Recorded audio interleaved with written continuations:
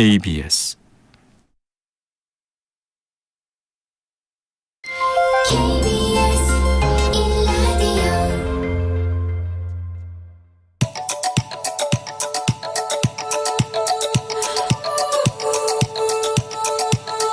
김성환의 시사야.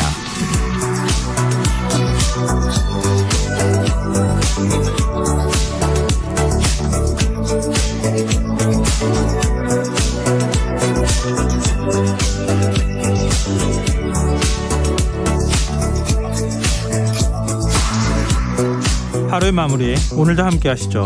시사평론가 김성환입니다.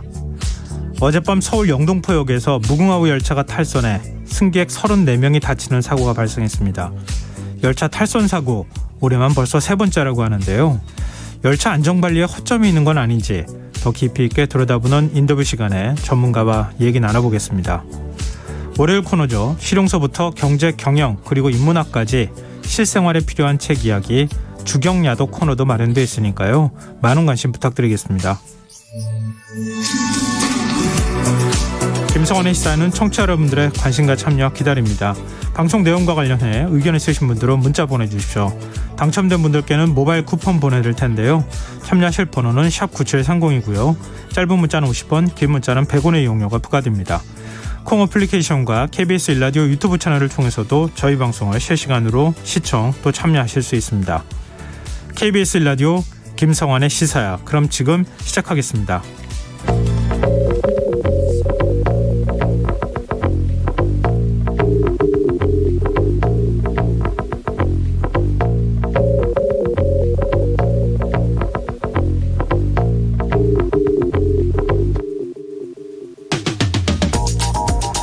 직무 관련성이 있는 주식을 보유했다는 의혹으로 이해충돌 논란을 빚었던 백경란 질병관리청장.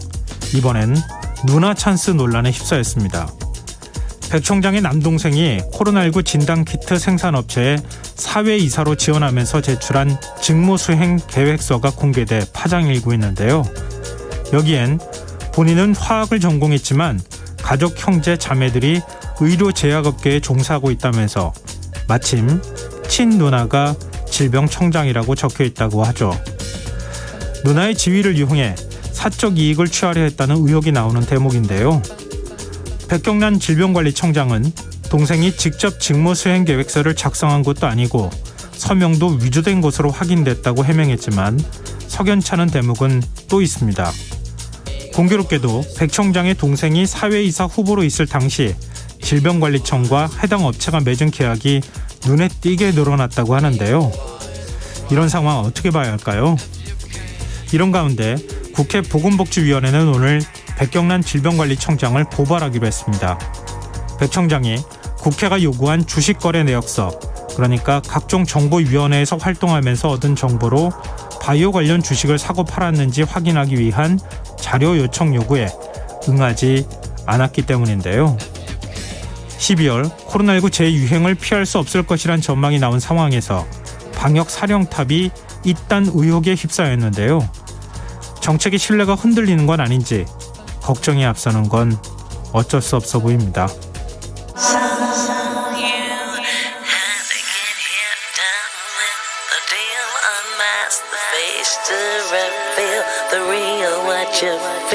You and your everyday situations, all the unnecessary complications.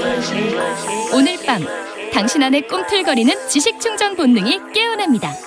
여러분의 자유탐구 영역 김성환의 시사야.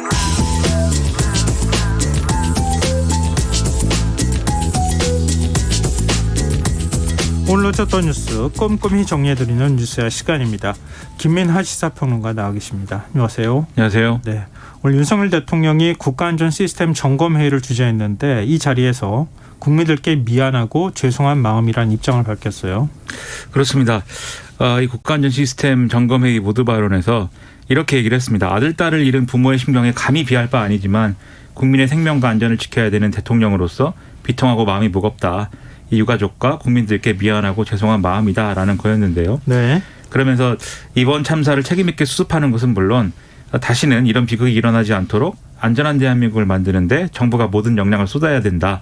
그래서 이 각종 재난 안전사고에 관한 제도를 전면 재검토하고 구조적 문제점 이런 것들을 과감하게 개선을 하겠다라고 얘기를 했습니다. 윤 대통령 회의 자리에서 경찰을 강하게 질책했다고요? 그렇습니다. 이제 이게 모두 발언 등을 이제 하고 나서 이제 회의를 비공개로 전환해서 하지 않습니까? 네. 비공개 회의에서 한 얘기들은 보통 이제 공개가 안 되는데 대통령실 부대변인이 이것을 이제 공개를 해서 굳이 언론에 브리핑을 했습니다. 네. 그만큼 이제 강조하고 싶었던 내용인 것이죠. 윤석열 대통령이 이 자리에서 이렇게 얘기했다는 겁니다.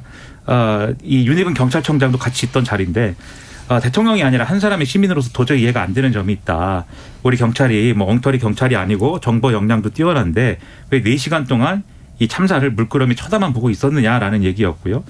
이게 당연히 이제 주 도로를 차단해서 밀집도를 떨어뜨려야 됐었는데 왜 그렇게 하지 않았느냐라는 취지의 지적. 그리고 애초에 경찰이 통상 수집하는 이 경비 정보가 있는데 사람이 많이 몰릴 것 같다든지 하는 그런 정보를 일선에 용산경찰서가 몰랐다는 거는 상식 밖이다라고도 얘기를 했다는 겁니다. 네. 그리고 119 신고가 들어오지 않더라도 조치를 했어야 되는 건데 거기에 대해서 제도가 미비해서 대응을 못했다. 이런 말이 나올 수가 있느냐라고 추궁을 했고 철저히 규명하라라고 윤희근 경찰청장에게 얘기를 했다는 거고요. 심지어 그 당시 충북의 고향에 가 있었다. 이런 말로 그러지 마라. 뭐 이렇게 얘기를 했는데 변명하지 말라는 취지겠죠. 네.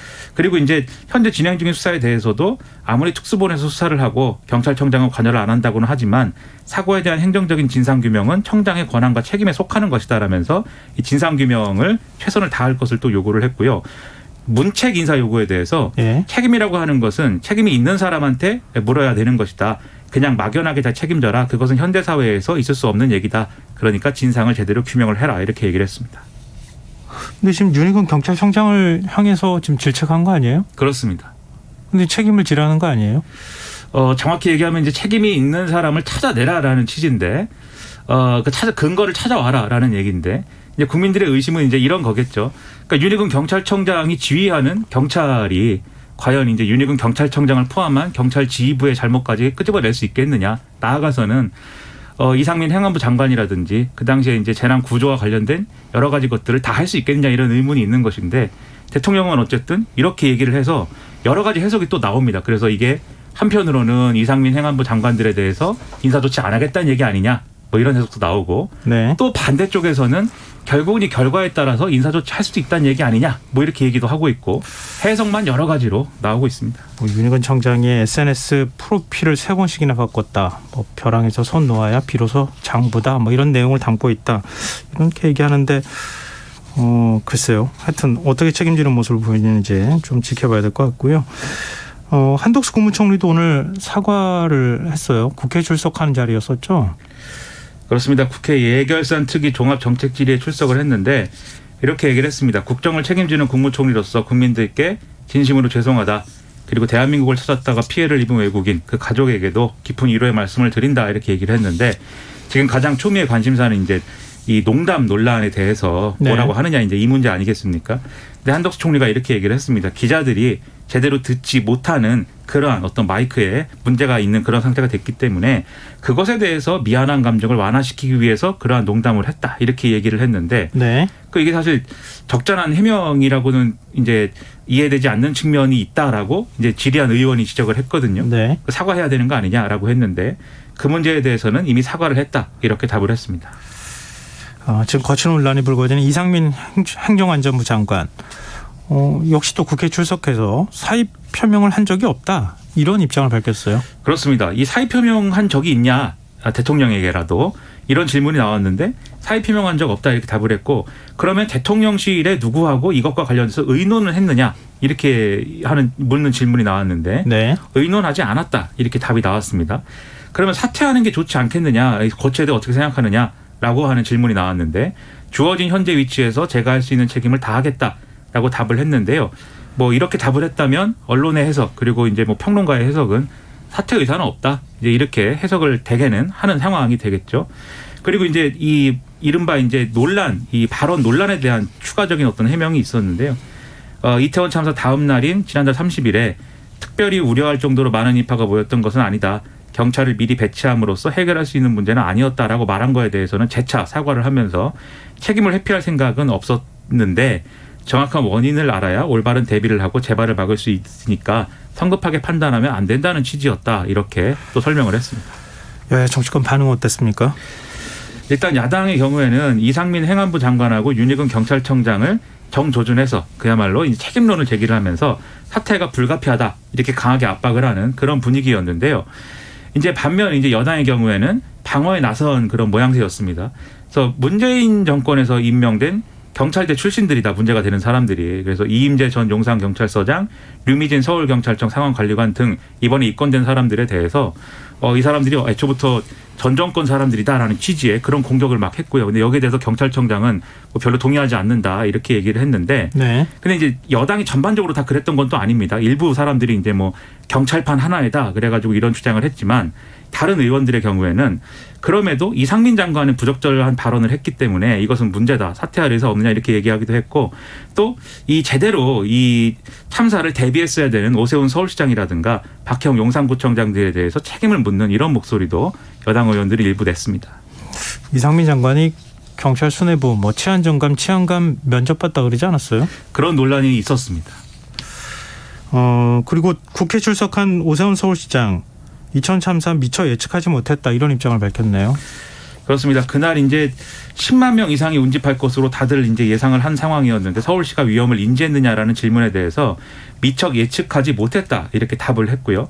그리고 이제 이 당시에 오세훈 서울시장이 유럽으로 출장을 가는 상황이었기 때문에 그러면 이 기간 동안에 이제 이 헬로윈 데이가 있었던 것인데 여기에 대해서 어떻게 대응했느냐라고 묻는 질문에 대해서는 행정일 부시장에게 안전대책을 각별히 챙겨달라고는 했지만 헬로윈에 대해서 구체적으로 오세훈 시장 본인이 언급을 하거나 또는 서울시나 용산구로부터 사전에 관련 보고를 받은 적은 없다. 이렇게 얘기를 했습니다. 박형 용산구청장은 공무원을 통해서가 아니라 주민 문자를 보고 이태원 참사를 인지했다고요? 그렇습니다. 언제 참사를 처음 알게 됐느냐 이런 질문이 나왔는데 주민으로부터 10시 51분에 문자를 받고 이 사안을 인지를 했다. 이렇게 답을 했습니다. 그러자 이제 나온 질문이 그러면은 그 현장에 구청 공무원이라든가 뭐 이런 사람들은 없었던 것이냐, 그 공무원이 왜 보고를 하지 않았느냐라는 질문에 대해서 네. 박희영 구청장은 배치는 돼 있었는데 내가 보고를 받지 못했다 이렇게 얘기를 했습니다. 박 구청장은 책임을 회피하지 않겠다 이런 입장을 밝히면서도 책임을 지는 방식을 묻는 질문에는 마음의 책임이다 이런 표현을 사용했네요. 그렇습니다. 이 심경을 묻는 질문에 이 죄인의 심정이었다. 구청장으로서 책임을 회피하지 않고 진상규명에 성실하게 임하겠다. 이렇게 얘기를 했는데요. 구체적으로 어떤 책임을 회피하지 않겠다는 거냐 이런 질문이 이어졌습니다. 근데 거기에 대해서 큰 희생이 난 것에 대한 제 마음의 책임이다. 또는 뭐 전반적으로 다 어떤 책임이다. 라는 식의 좀 불분명한 어떤 답을 하는 그런 모습이었습니다. 이렇게 답을 계속하니까 일부에서는 사퇴해야 되는 거 아니냐. 사퇴해라. 뭐 이런 이제 질문도 나왔는데요. 거기에 대해서 좀 울먹이면서 진상조사에 잘 응하겠다. 이렇게 얘기를 했습니다. 그러니까 오늘 여러 가지가 논란이 됐는데요. 참사 당일 이 고향인 경남 의령을 방문해서 이것도 이제 여러 가지 의문이 있지 않습니까? 네. 근데 이 당시에 박형 구청장 측에서는 이게 자매도시 초청 방문 일정이어서 간 것이다. 거기 가서 이제 관계자들을 만났다. 뭐 이렇게 얘기를 했는데 기본소득당 용해인 의원은 거짓말이다. 이 시제사 일정을 챙기러 간 것 아니냐. 이렇게 반박을 했고 여기에 대해서 또 박형 구청장은 아니다라고 얘기하는 이런 논쟁이 또 이어지기도 했습니다. 경남 의령이 박 구청장의 고향이라고 그러죠? 그렇습니다. 그 고향에서 초청을 받아서 행사에 참석했다 그동안에 그렇게 밝혔는데 용해인 의원은 또 전혀 다른 주장을 해서 그렇습니다. 좀 만약에 이게 맞으면 좀 당황스럽네요. 그리고 용산경찰서 정보관이 헬로윈 축제 앞두고 안전사고가 우려된다 이런 내용의 보고서를 작성했는데 참사 발생 이후에 이 보고서가 삭제된 정황이 드러났다고요? 그렇습니다. 여기에 대해서 오늘 이제 뭐 국회에서도 질문이 나왔는데요. 그러니까 용산경찰서 정보과가 지난달 26일에 이태원 해밀턴 호텔 인근에 많은 인파로 보행자가 도로로 난입하고 이럴 경우에 사고 발생이 우려가 된다. 이런 내용이 포함된 문건을 만들었는데 참사 발생 이후에는 이 원본 파일이 삭제가 됐다. 이런 의혹이죠 지금. 예. 이 삭제를 한 것이 이제 원본 파일이고 삭제를 지시한 것이 용산경찰서 정보과장이다. 그리고 정보계장이 이 애초에 이 문서를 작성한 사람에 대해서 문서를 작성한 적이 없다고 하자 이렇게 회유했다. 이런 내용인 것인데 예. 여기에 대해서 이제 수사가 필요하다. 특히 용산경찰서장에 대한 수사가 필요하다라고 장재원 의원이 주장을 했습니다. 여기에 대해서 윤희근 경찰청장은 용산경찰서장이 아니라 정보과장이 삭제를 지시했다고 보고를 받았다. 이렇게 답을 했는데요. 예. 그러니까 지금 특수본이 이 부분에 대해서 수사를 하고 있기 때문에 어디로 과연 이 수사가 튈 것인지도 여러모로 관심사입니다. 윤희근 경찰청장 발언 소개해 주셨지만 다른 발언도 지금 논란이 되고 있죠. 그렇습니다. 특수본에서 이임재 전 영산경찰서장의 집무실이나 휴대전화를 압수수색한 사실이 있느냐 이런 질문이 나왔는데 예. 현재까지는 하지 않았고 추가로 할 수 있다는 보고를 받았다 이렇게 답을 했습니다. 그러니까 이게 구체적으로 누구에게 보고를 받았다라는 이런 걸 밝히지는 않았지만 그런데 추가로 압수수색을 할 것인지 안 할 것인지는 특수본에 소속된 사람이 알 수 있는 내용이기 때문에 그러면 윤희근 청장은 별도로 이 수사 진행 상황을 보고받는 거 아니냐 이런 지적이 나오는데요. 이게 논란이 되는 이유는 이 특수본은 수사의 독립성을 보장받기 위해서 경찰 수뇌부의 지휘, 감독을 받지 않고 수사 결과에 대해서만 보고할 수 있게 돼 있기 때문에 이 과정을 보고받는 것이 적절하냐 이 논란이 이제 불거지고 있는 겁니다. 네. 그러니까 만약에 이게 사실이라고 하면은 그렇지 않아도 셀프 수사 이런 비판을 받고 있는 경찰 수사에 대해서 더 큰 부담이 될 수가 있기 때문에 이게 좀 관심사가 되고 있는 겁니다. 네, 알겠습니다. 지금 여러분께서는 KBS 1라디오 김성환의 시사회와 함께하고 계십니다. 계속해서 뉴스에 이어가겠습니다. 경찰의 이른바 셀프 조사 논란 계속 지금 계속되고 있는 상황인데요. 오늘 여야 원내대표가 국정조사 도입 문제를 두고 협상을 벌였는데 결국 입장 차이를 좁히지 못했다고요. 그렇습니다. 주호영 국민의힘 원내대표, 박홍근 더불어민주당 원내대표, 김진표 국회의장 주재로 양당 원내대표단 회동을 열고 한 50분 정도 이 사안에 대해서 논의를 했는데요. 합의는 불발이 됐습니다. 일단 이 논의를 끝내고 나와서 주호영 원내대표가 기자들에게 이렇게 설명을 했습니다. 지금으로서는 아직 국정조사를 논할 단계는 아니다. 전체적인 상황을 보면서 국정조사의 필요성이라든가 범위 이런 것들에 대해서 당내 의견을 수렴할 것이고 또 이걸 하기 위해서는 수사 진행 상황이라든지 이런 것들도 참고할 필요가 있다. 이렇게 얘기를 한 건데요. 박홍근 원내대표의 경우에는 일단 국민의힘을 오늘 내일 기다려보고 설득을 하겠지만 계속 국정조사를 거부를 하면 다른 야당과 함께 국정조사 요구서를 단독으로라도 제출할 수밖에 없다라고 얘기를 해서 이것 또한 국회에 여러 가지 논란이 될 것 같습니다. 네. 그리고 지난 주말 서울 도심에서 열린 이태원 참사 추모 촛불 집회 두고 국민의힘이 민주당 배후론을 꺼내들고 있어요. 그렇습니다. 그러니까 이게 지난 주말 서울 도심에서 열린 이태원 참사 추모 집회가 윤석열 대통령의 퇴진을 요구하는 촛불 집회로 이어진 배경에 민주당 유관 조직이 동원이 됐다. 이제 이런 의혹인 건데요. 네. 이게 이제 조선일보 등의 일부 언론 보도로 알려졌고 이 보도 내용을 이제 국민의힘이 앞세워서 지금 이 의혹을 제기를 하고 있는 건데 이재명 더불어민주당 대표를 지지하는 모임이 집회 공지라든가 참가 독려 활동이라든가 이런 것들을 해서 이게 일종의 조직적 동원이다. 이런 주장을 하는 겁니다.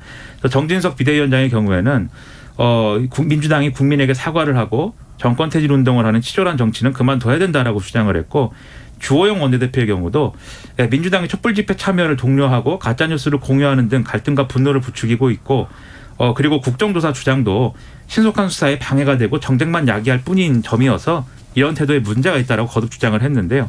일단 더불어민주당은 조직적인 인력 동원을 한 적이 없다라고 선을 긋고 있는 그런 상황입니다. 네, 한동훈 법무부 장관 오늘 국회 출석했는데 특검에 대한 입장을 밝혔어요.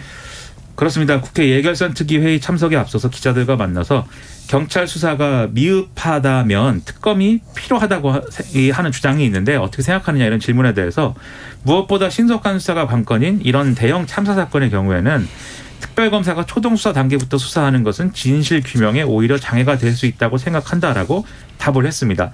그러니까 특검의 여야가 합의하더라도 개시까지 수개월이 걸릴 수밖에 없고 그리고 초동수사 단계에서부터 특검이 거론될 경우에는 기존 수사팀이 열심히 수사를 하기보다는 특검의 이 사건을 탈없이 잘 넘기는 데 집중이 될 것이다라는 취지의 답이었는데요. 따라서 경찰이 우선 수사를 하면 이후에 검찰이 송치를 할 것이고 그렇게 되면 검찰이 다시 한번 정교하게 이 사안을 들여다보고 수사를 하게 될 것이다 라고 하는 설명이었습니다. 참사 직후 정부에서 이태원 참사가 아니라 사고라고 하라. 그리고 피해자, 희생자가 아니라 사망자, 부상자 이렇게 표현해라. 이런 지침을 내렸다고 하는 게 좀 논란이 됐었잖아요. 근데 지금 국회 출석한 정부 관계자들이 참사라는 표현을 사용하고 있어요. 그렇습니다. 오늘 이제 국회 출석한 여러 이제 국무위원들 그리고 관계자들이 참사, 뭐 희생자 이런 단어를 많이 썼고요. 뭐 한동훈 장관도 마찬가지고 한동훈 장관 직접적으로 참사라고 하는 표현 그리고 희생자라고 하는 표현을 뭐 나는 처음부터 쓰고 있었다 뭐 이렇게 주장하기도 했는데요. 네. 그러니까 이런 부분에 대해서 김성호 행안부 재난관리본부장이 이 중대본 브리핑에서 추가로 이제 얘기를 했습니다. 초기에 이태원 사고라고 하는 명칭을 사용하기 시작한 거는 초기에 여러 가지 상황이 정리되지 않은 상황에서 기관 간의 통일적 용어 사용이 필요하다고 생각해서였다. 하지만 지금 여러 가지 다른 표현을 쓰고 있는데 새로 공통적인 용어 사용을 정할지 아니면 지금처럼 자유롭게 다른 표현이 사용되도록 할 것인지는 폭넓게 검토하겠다. 이렇게 얘기를 했거든요. 결국 네. 해석하기로는 여론이 좋지 않은 상황이기 때문에 굳이 고집하지 않겠다라는 취지로 받아들여집니다. 네. 그리고 중대본 브리핑에서 지금 당초 그 119로 처음 신고가 들어간 게 오후 10시 15분이라고 알려졌었잖아요. 그런데 그 현장으로 추정되는 장소에서 신고 한 건이 더 있다는 사실이 공개됐어요. 그렇습니다. 소방청이 이제 국회 제출한 녹취록을 보면은 참사 당일 밤 10시 15분 이전, 10시 12분 정도에 신고가 이제 들어왔다 하는 건데요. 그 기록에서 보면 신고자는 이태원이죠. 숨이 막힌다 이렇게 얘기를 했고 전화를 떨어뜨렸다라고 얘기하는 이런 대목이 있습니다. 그래서 여기에 대해서 이제 소방청 119 대응국장의 경우에는 이게 이제 이전에 들어온 신고인데 왜 최초 신고가 10시 15분으로 규정이 돼 있는 거냐라는 질문에 대해서 예. 이 신고는 이게 숨을 못 쉬겠다는 부분이 아주 힘들어서 숨을 못 쉬겠다라는 그런 느낌보다는 평상시 대화처럼 녹취에 생기가 있는 그런 대목이었다라고 얘기를 하면서 그러면서 전화를 끊었기 때문에 출동 위치를 또 특정을 하지 않아서 사고가 났다는 것을 당시에 상담자가 인지하지 못했다. 그래서 출동을 안 했다. 이렇게 설명을 했습니다. 반면 3분 후에 걸려온 신고 전화에서는 명확하게 참사 상황이 특정이 됐기 때문에 그때는 긴급 출동을 했다. 이런 설명이었습니다. 글쎄요. 숨이 막혀서 말을 제대로 잊지 못했다고 하는데 이걸 생기 있다 없다고 표현을 어떻게 판단을 할지 잘 모르겠네요. 그렇습니다. 많은 응대를 해본 사람만 알고 있는 건가요? 그리고 현장 상황 계속 말씀드리지만 많은 인파가 몰릴 것으로 예상이 됐는데 그 상황에서 이런 신고가 들어왔다라고 하면 생기 여부와는 관계없이 대응을 했어야 되는 것이 아닐까 네. 여러모로 안타깝습니다. 네. 그런가 하면 오늘 국회 법사위에서는 레고랜드 사태가 다뤄졌어요. 그렇습니다. 국회 법사위 전체 회의에서 야당 의원들이 최재 감사원장에 대해서 최근 현안들에 대한 감사 요구를 여러 가지를 쏟아냈습니다. 뭐 예를 들면 이전 정권에 대한 그런 것들은 막 이렇게 감사가 진행이 되는데 지금 이 이태원 참사에 대해서는 왜 감사 착수를 하지 않느냐 등등 이제 여러 현안에 대해서 감사 요구를 했는데요. 그 와중에 이제 레고랜드 사태에 대한 감사 요구도 나온 겁니다. 여기에 대해서 최재 감사원장은 뭐 사태의 추이를 모니터링하면서 추후 검토해 보겠다 이렇게 원론적인 답을 했습니다. 국민의힘 정진석 비대위원장은 지금의 경제 위기는 레고랜드 사태가 아닌 지난 정부의 소득주도 성장 때문이다 이런 주장을 내놨어요. 그렇습니다. 그래서 이제 공공부채발 위기다. 공공기관도 못 믿겠다는데 사기업은 오죽하겠느냐 뭐 이런 얘기를 했는데요.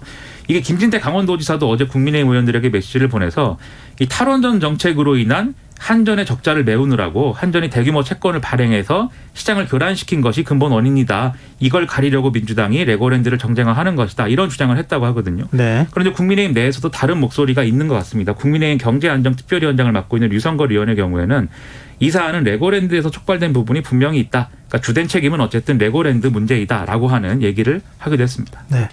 그리고 윤석열 대통령이 이주호 교육부 장관을 임명했어요. 그렇습니다. 지금 이제 박순애 전 장관이 사퇴한 지 3개월 만, 새 정부 출범 6개월 만에 이로써 1기 내각이 완성이 된 건데요. 그러니까 여야는 지난달 인사청문회를 실시했지만 청문보고서 채택에는 합의를 하지 못한 그런 상황이었습니다. 그럼 이 청문보고서 채택 없이 임명된 14번째 고위직 인사가 되는 것이고요. 이주호 부총리 겸 장관은 디지털 대전환과 학력인구 절벽 상황 강조하면서 교육개혁을 늦어서는 안 된다 이렇게 강조를 했고요. 교육부가 스스로 대전환해야 교육을 근본적으로 바꿀 수 있다라면서 교육부 개혁에도 나설 뜻을 밝혔습니다. 야당 반응까지만 좀 저희가 살펴보죠. 이 교육위 소속의 더불어민주당 그리고 부소속 의원들이 기자회견을 열었는데요. 윤석열 대통령의 청문보고서 채택이 거부된 인사를 이렇게 임명한 것은 적절치 않다. 그리고 이주호 장관은 이명박 정권 당시에 자사고 확대로 교육 양극화를 불렀고 일제고사를 부활시켜서 학교 서열화를 심화시킨 경쟁교육의 신봉자이다. 그래서 부적절하다. 심지어 청문회 과정에서 나온 이해충돌 논란에 대해서 명쾌히 해명하지 못했다라면서 즉각 임명 철회를 주장을 했습니다. 네, 알겠습니다. 오늘 뉴스 여기까지 하겠습니다. 지금까지 김민하 시사평론가였습니다. 고맙습니다. 고맙습니다.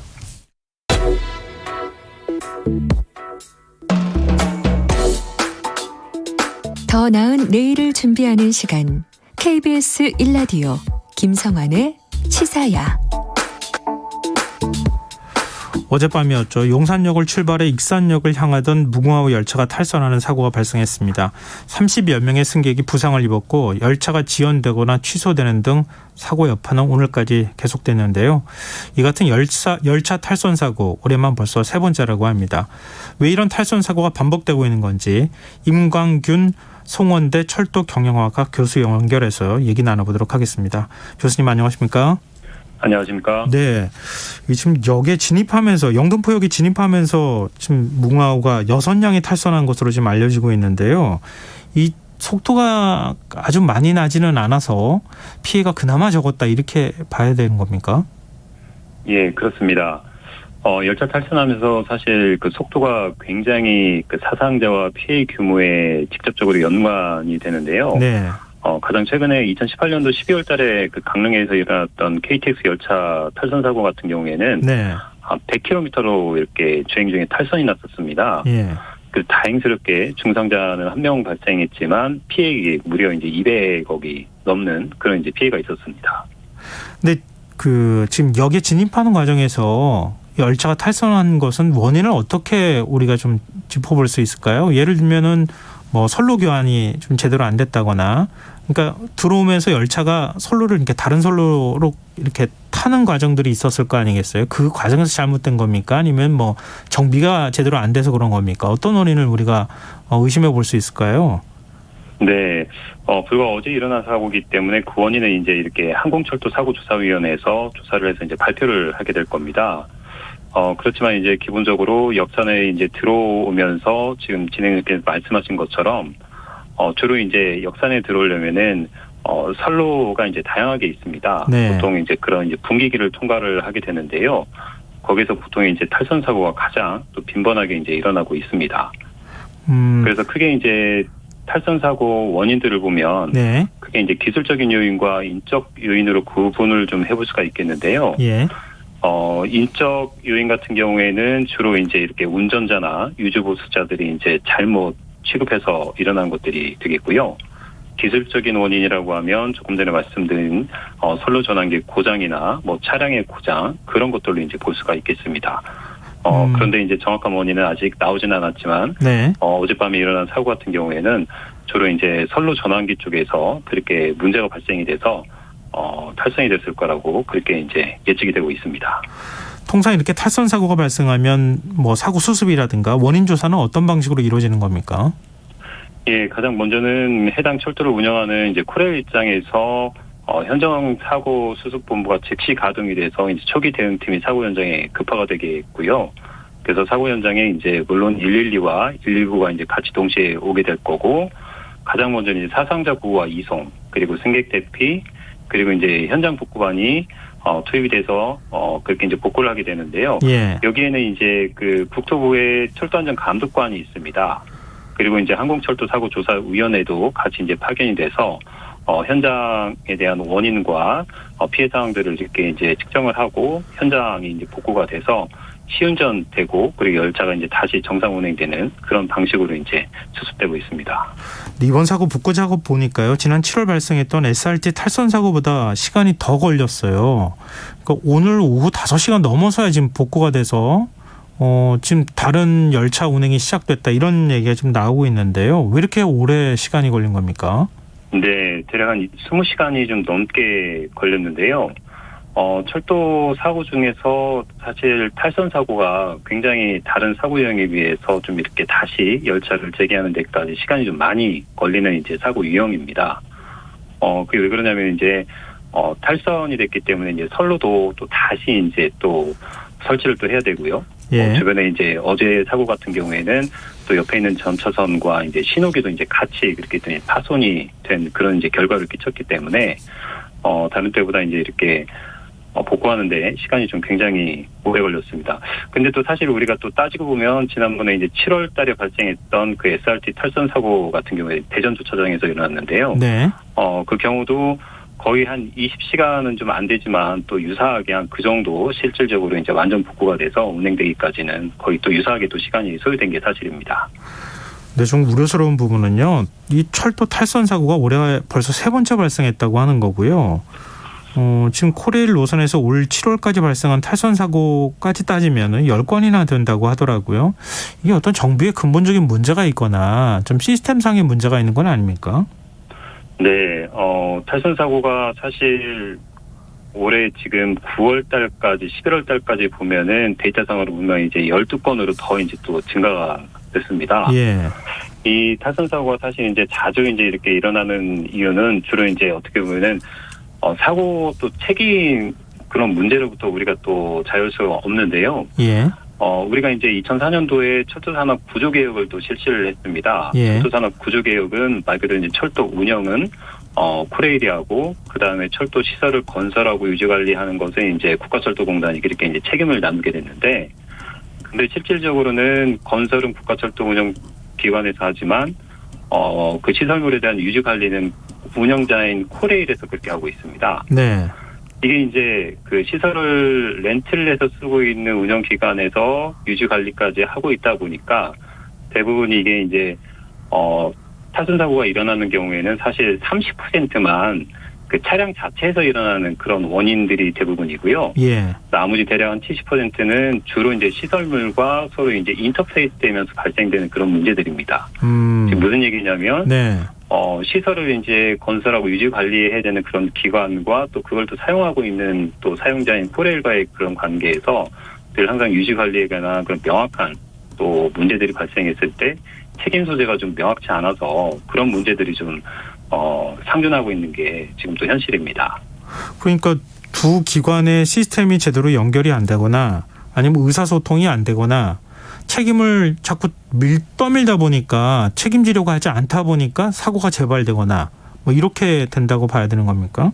네, 그렇죠. 결국에는 우리가 이제 내가 집이 있어도 거기에 이제 세입자가 살고 있으면 세입자가 집이 어디가 고장이 났는데 이거 계속 고쳐달라고 편하게 또 말을 하더라도 또 주인 입장에서는 깔끔하게 또 못 해주잖아요. 예.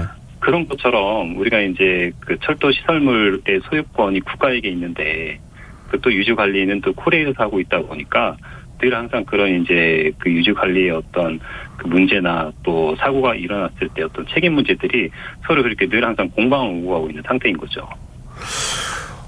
그러면은 지금 기관을 다시 통합을 해야 되는 겁니까? 어떻게 해야 됩니까? 우리가 이제 기관 통합을 그 분리를 하는 데 있어서 굉장히 사회적인 큰 비용을 이제 치렀습니다. 예. 근데 그 산업 구조가 이제 그렇게 명확하게 이제 분리가 됐을 때 그 유지 관리 인력도 정확하게 그 철도 시설을 건설하고 유지 관리하는 그 기관에 이제 정확하게 소속이 되어 있었는데 예. 실질적으로 운영 기간에 남게 되다 보니까 이 철도 산업 구조 개혁이 정확하게 완성이 되지는 못한 상태에 있는 거죠. 그럼 이거는 아주 근본적인 문제에 해당이 될 것 같은데. 맞습니다. 지금 또 KTX하고 SRT 두 열차가 자꾸 연착하는 경우도 잦아지고 있다고 하는데요. 이거는 어떻게 그러면은 원인을 생각해 볼 수 있을까요? 네, 요즘에 이제 연착되는 경우가 굉장히 또 자주 있어서 언론에도 많이 이렇게 언급이 되고 있는데요. 예. 주로 이제 연착되는 경우는 사실 이제 원인들이 굉장히 이제 다양하게 많이 있습니다. 또 아까 이제 제가 말씀드렸듯이 이것도 열차 탈선이 일어나면 당연히 연착이 일어나게 되고요. 또 그 원인들이 차량 자체만이라고 그러면 운영기관의 문제지만 또 선로 관련한 그런 문제들이 굉장히 많이 있습니다. 예. 또 이 선로 관련한 문제들은 또 아까 조금 전에 말씀드렸듯이 그런 이제 사고 책임 기관에 대한 그 명확성이 좀 분명하지 않다는 얘기인 거죠. 그래서 이런 부분들도 우리가 이제 같이 좀 봐야 하고. 예. 예, 그렇습니다. 이게 참 구조적인 문제로 가니까 얘기가 이렇게 좀 막히는 느낌이 들어요. 다시 통합을 해야 되는 건가? 아니면 차량의 문제인가? 사람이 문제인가? 아니면 도로가 문제인가? 뭐 이런 문제를 좀 분리해야 되는 상황으로 좀 가는 거 아닌가 싶은데 뭔가 좀 어떤 구조적인 문제를 어떻게 좀 해결할지 이런 부분에 대한 고민이 필요하지 않을까 이런 생각이 드네요. 네, 그리고 맞습니다. 교수님 연결한 김에 저희 그 철도 산재 사고와 관련한 얘기도 좀 여쭤보고 싶은데요. 이 사고 전날에 오봉역 철로에서 작업을 하던 30대 노동자가 열차에 치여 숨지는 일도 있었고요. 사망사고가 올해 벌써 4번째라고 하거든요. 지금 철도 노동자들이 어떤 환경에서 지금 노동을 하고 있는 겁니까? 예. 우리가 이제 어제 참 엊그제 안타까운 그런 사고가 있었었는데요. 이게 시멘트 이제 투석용 벌코 화차 연결 분리하면서 치이는 사고가 있었었는데, 네. 실질적으로 지금 올해까지만 해도 승객들 그다음에 공중 사고까지 포함해서 21명이 지금 이렇게 사망한 또 자료가 있습니다. 우리가 이제 보통 이 노동자들이 깔리 다치는 사고들 같은 경우에는 승객들과 연관이 되지 않는 부분이라서 많이 이제 이렇게 조명을 받지 못하고 있는데, 네네. 또 이제 조차장에서 화물열차와 관련해서 그 관련한 일들을 처리할 때 사고들이 또 많이 그렇게 또 발생을 하고 있습니다. 네. 그래서 우리가 이제 그런 노동자들에 대한 부분들도 조차장이나 이제 화물열차, 일반 열차 부분에서 탈선 사고도 보면 보통 80% 이상이 발생을 하고 있거든요. 예. 그래서 일반 열차 부분에 있어서 또 안전 관리도 또 고속철도 못지않게 강화해서 또 그렇게 이제 해야 한다라고 생각을 하고 있습니다. 아니, 조차장에서 이렇게 계속 산재 사망 사고가 난다는 얘기는 얼마든지 막을 수 있다는 얘기 아닙니까? 그러니까 열차를 연결하는 과정에서 발생한 사고라든가 이런 거는 안전 관리를 좀 더 철저히 한다거나 이러면 충분히 막을 수 있는 사고 아닙니까? 예, 맞습니다. 그래서 2014년도부터 철도 안전관리 체계라는 거를 이제 도입을 했습니다. 네. 그래서 더 이상 이제 철도 안전에 대해서 일어나고 조치하는 것이 아니라 일어나기 전부터 선제적으로 좀 대응을 하자라는 관점에서 그렇게 철도 안전법도 강화를 하고, 또 최근에 이제 중대재해처벌법까지 또 시행되지 않았습니까? 네. 그래서 또 사회적으로 보면 사실 우리가 이제 안전에 대해서 시스템적으로 많이 이제 갖춰놨는데, 그걸 이제 시행을 하는 관점에서는 아직 그런 부분들이 좀 명확하게 시행이 좀 되지 않고 있는 안타까운 부분들이 좀 많이 좀 있습니다. 이게 이제 원인이 장시간 노동 때문입니까? 아니면 노동 환경이 안 좋기 때문입니까? 아니면 뭐 예를 들면 야간 작업이 많아가지고 하는 과정에서 노동을 하는 과정에서 일을 하는 과정에서 관리가 제대로 안 되는 겁니까? 어느 쪽이 더 문제가 있는 겁니까? 예, 아무래도 좀 이렇게 관리 부분과 또 이제 일하는 작업자들도 이제 그런 관리 부분에 있어서 굉장히 좀 주의하고 해야 되는 부분들이 있는데, 또 현장에서 조차장에서 보면은 또 직접 그 화차에 올라타서 또 서로 이제 수신호를 하고 하는 그런 이제 현장들이 있습니다. 예. 좀 열악한 부분들이 좀 사실 분명하게 좀 있고요. 그래서 그런 부분들에 있어서 조금 더 분명하게 이제 안전 조칙을 분명히 따르고 또 준수하는 그런 부분들이 좀 더 필요할 것 같습니다. 네. 끝으로 이거 하나 좀 여쭤보고 싶은데요. 원희룡 국토부 장관이 이번 사고 직후에 하나에서 10까지 모든 것을 바꿔야 한다 이렇게 얘기했는데요. 어떤 대책이 가장 시급할까요? 예, 좀 두 가지를 좀 말씀드리고 싶은데요. 우리가 이제 사고는 아무리 이렇게 선제적으로 대응을 한다 하더라도 안 일어날 수는 또 없는 겁니다. 예. 그 사고가 일어났을 때 또 그에 맞는 즉시 또 대책이 좀 필요할 것 같고요. 예. 어제 사고 같은 경우에도 사실 사고가 분명하게 일어났고 탈선 사고가 일어났으면 그에 따른 어떤 복구 시간이 굉장히 장시간 소요될 거라는 거는 충분히 예측이 됐음에도 불구하고, 또 고객들에게 이제 그런 부분들이 정확하게 전달되지 않아서 굉장히 많은 또 불편을 일으킨 게 사실입니다. 네. 그래서 사고가 일어났을 때 그런 이제 대책 부분도 분명히 그 즉시 잘 가동이 좀 되어야 될 것 같고요. 예. 그다음 두 번째로는 아까 제가 말씀드린 이제 철도 산업 구조 부분에 있어서 네. 분명하게 이제 철도 시설 그 관리 책임자와 그다음에 그걸 운영하는 그 기관에 있어서 서로 그 인력이 어디에 소속이 되어 있어야 되는가라는 부분도 분명하게 좀 국토부에서 다시 한번 정확하게 잘 생각을 해서 좀 대책을 좀 근본적인 대책을 좀 수립을 해야 되지 않을까라고 생각이 듭니다. 네, 알겠습니다. 오늘 말씀 고맙습니다. 예, 감사합니다. 네, 지금까지 임광균 성원대 철도경영학과 교수였습니다.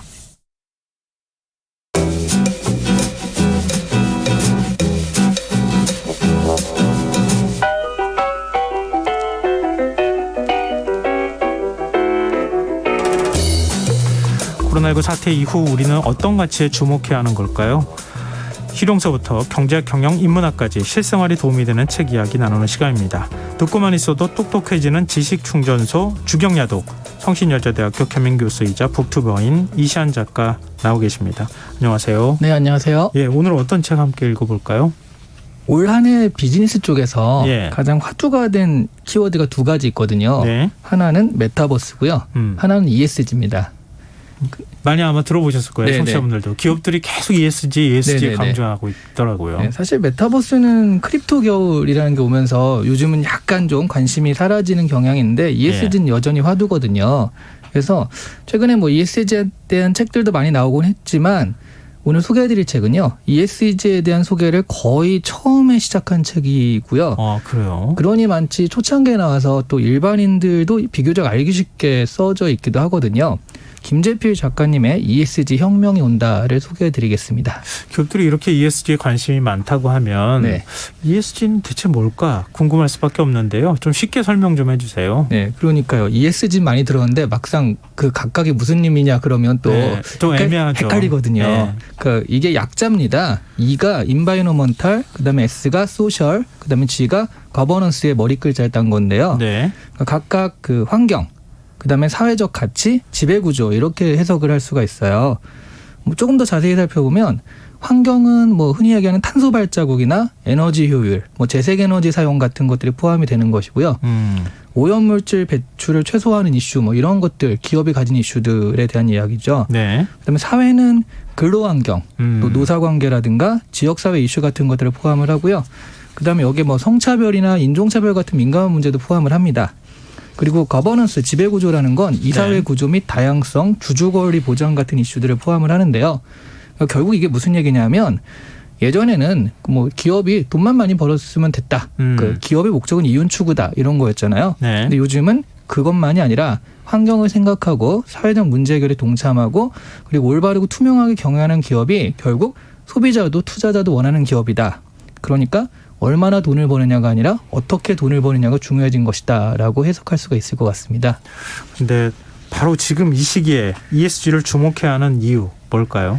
아주 현실적으로는요. 예. 11월이라서입니다. 11월이라서요? 네. 그게 무슨 얘기죠? 이게 왜냐하면 11월이요. 각 기업들이 내년도 사업 계획이나 사업 기조에 대한 논의를 하는 시기고요. 네네. 또 대표님한테 내년엔 이렇게 할 겁니다. 보고를 해야 되는 시기잖아요. 네.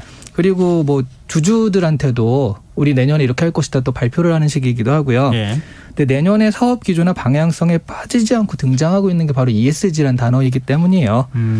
ESG 경영은 기업이 지금은 올해 사업을 하기 위해서 좀 필수적으로 자리 잡아가고 있는 그런 키워드가 되고 있고요. 예. 뭐 조금 그 반대적인 면에서 보자면 이게 ESG가 조금이라도 잘못되면 요즘 기업이 한순간에 또 망가지기도 하거든요. 그래서 내년도 어떤 그 키워드나 이런 것들에 빠지지 않고 등장을 하고 있기 때문에 또 11월 달에 ESG를 좀 굳이 우리가 살펴보고 있는 겁니다. 근데 뭐 기업이 지향해야 될 가치 이런 거에 대해서는 뭐 얘기할 수 있겠는데 얼마나 현실이 따라가고 있는가, 네. 기업이 진짜 그렇게 실천하는가 이런 문제는 또 별도인 것 같아서. 그렇죠. 네. 근데 어찌 됐든 기업은 자꾸 그런 방향으로 갈 수밖에 없다. 네. 그렇지 않으면 이제는 기업의 지속 가능한 뭐 발전이나 이런 네. 것들을 장담하기 어려운 환경으로 가고 있다. 이렇게 봐야 되는 건가요? 네, 그렇습니다. ESG가 사실 이렇게 주목을 받기 시작한 이유는 예. 굉장히 현실적인 이유도 있습니다. 그게 뭐냐면 투자 업계에서 투자를 결정할 때요. 네네. ESG가 굉장히 중요한 기준이 되고 있거든요. 당신이 ESG 하고 있어? 그렇죠. 나 그러지 않으면은 당신 기업에 투자하지 않을 거야. 투자를 할 때요. 이 회사의 장래나 이런 거보다 ESG 지수를 봐가지고 괜찮네 하면 투자를 하는 거고 말씀하신 대로 아니면은 나 투자 안 할 거야 이렇게 나오니까 네. 결과적으로는 이게 그러니까 ESG 안에서 소비자들한테 외면받는 것도 있지만 제일 처음에 소비자들한테 가기 전에 투자자들한테 돈을 받아야지 또 상품을 만들고 서비스를 만들잖아요. 예. 그거를 아예 못하게 되는 거죠. 지금 전 세계 투자금이 ESG로 몰리고 있는데요. 2020년에는 ESG를 투자 지표로 쓰는 ESG 관련 글로벌 투자 금액이 40.5달러였습니다. 이게 얼마예요? 40.5조 달러. 40.5달러면 굉장히 적은 거고요. 네, 40.5조 달러였는데요. 네. 세계적인 투자은행 도이치뱅크가요. 2030년에는 이 투자금이 100조 달러가 넘을 것으로 예상하고 있는데요. 이게 100조 달러가 한국 돈으로는 지금 환율로는 14경 정도 되겠습니다. 14경이요? 네. 그러니까 세계 모든 돈이 ESG로 향하고 있다라고 보시면 될 것 같고요. 그렇다고 ESG가 투자자들한테만 중요한 금융 용어라고 할 수는 없고요. 예. 실제 이런 기업에 투자를 하는 이유는 일반 소비자들이 ESG가 갖추어진 기업을 이용하고 그렇지 않으면 불매운동을 벌이는 일까지 벌어지면서 ESG 소비가 되게 중요한 기준으로 소비에서도 등장을 하고 있기 때문에 그러니까 투자자가 또 이런 기준을 원하는 거잖아요. 예, 예. 네, 그런 것들이 좀 맞물려서 돌아가고 있는 거죠. 이것도 유행인가 이런 생각이 들기도 하면서 네. 뭐 얼마 전까지만 해도 기업의 사회적 책임, 사회 네. 공헌 이렇게 표현할 때는 CSR, CSV 뭐 네, 이런 맞습니다. 표현을 많이 사용했는데 네. 갑자기 또 이게 ESG로 바뀌어버렸어요. 어떤 차이가 있는 겁니까? 네, 이게 CSR을 아시는 분이라면 정말 이 비즈니스에 대해서 상당히 많이 알고 계시는 거거든요. 기업에 계시는 분들은 아마 많이 알걸요. Corporate Social Responsibility 약자로 기업의 사회적 책임이라는 얘기인데 네. 뭐 비슷하기도 하지만 근데 ESG가 환경이나 그 지배구조를 포함하고 있기 때문에 조금 더 큰 개념이라고 할 수가 있겠고요. 네네. CSR은 기업의 기부나 봉사, 후원 같은 그런 정도의 얘기인데 사실 진짜 가장 큰 차이는 뭐냐면 CSR은 조금 정량적 측정이 어려웠어요.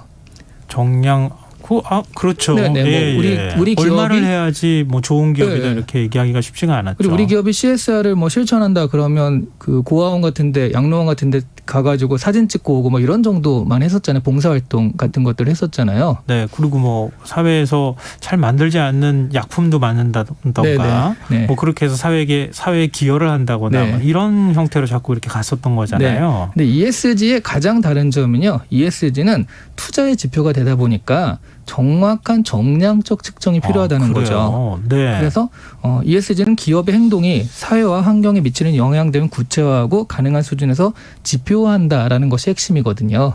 그래서 CSR이 조금 그런가 보다라는 정량적인 어떤 기준이었다면 정성적인 기준이었다면 이 ESG는 좀 더 정량적인 기준을 가지고 있다. 객관적인 지표를 가지고 있다. 이렇게 보시면 될 것 기업 같습니다. 입장에서는 더 무서운데요. 그거 그렇죠. 충족 못하면 숫자로 딱 나오는 거잖아요. 그렇죠. 그러면은 당신 기업에 우리 투자 안 할 거야. 글로벌 펀드나 이런 데서 돈 안 들어오는 거니까. 네. 그 이제 신경 쓰이는 부분인데 네. 근데 소비자 입장에서는 물론 이제 기업이 체질을 바꾸는 건 시간이 필요하잖아요. 네. 근데 이 뭐 금방 바뀌는 것 같지도 않고 뭐 그렇다고 뭐 요즘 산재 사고 얘기도 많이 나오지만 노동 환경이 뭐 급변하는 것 같지도 않고 네. 좀 뭔가 유행으로 반짝 끝나다가 마는 거 아니야? 이렇게 의심할 법도 하거든요. 그건 사실 시간이 지나봐야 유행이었다 아니었다를 알 수가 있겠지만 그런데 또 이런 거는 그 공감하는 것 같아요. 기업의 존재 목적이 오로지 이윤 추구다에서 점점 그렇지 않고 기업도 사회적 책임을 져야 되는 거 아니냐라는 생각들이 점점 많아지고 있으니까 그런 어떤 기조나 예전에 비하면 지금의 노동 환경은 뭐 나쁘다고는 하지만 그래도 예전에 비하면 많이 좋아진 거잖아요. 네네. 그런 어떤 방향성은 변하지 않을 것 같고요. 그러니까 ESG란 이름이 조금 바뀔 수는 있어도 기조는 아마 그대로 갈 것이다라는 생각을 하기도 하고요. 예. 그리고 우리가 보기엔 ESG가 갑자기 좀 등장한 개념이잖아요. 여기에는 사실은 공식적으로 말하기에는 좀 애매한 숨겨진 이유도 있긴 합니다. 숨겨진 이유요? 네. 어떤 거죠? 이게 비공식적인 분석이라 예. 오피셜하다라고 말할 수는 없지만 그 미국의 중국 견제용이다라는 그런 분석도 많아요. 아, 그래요? 네.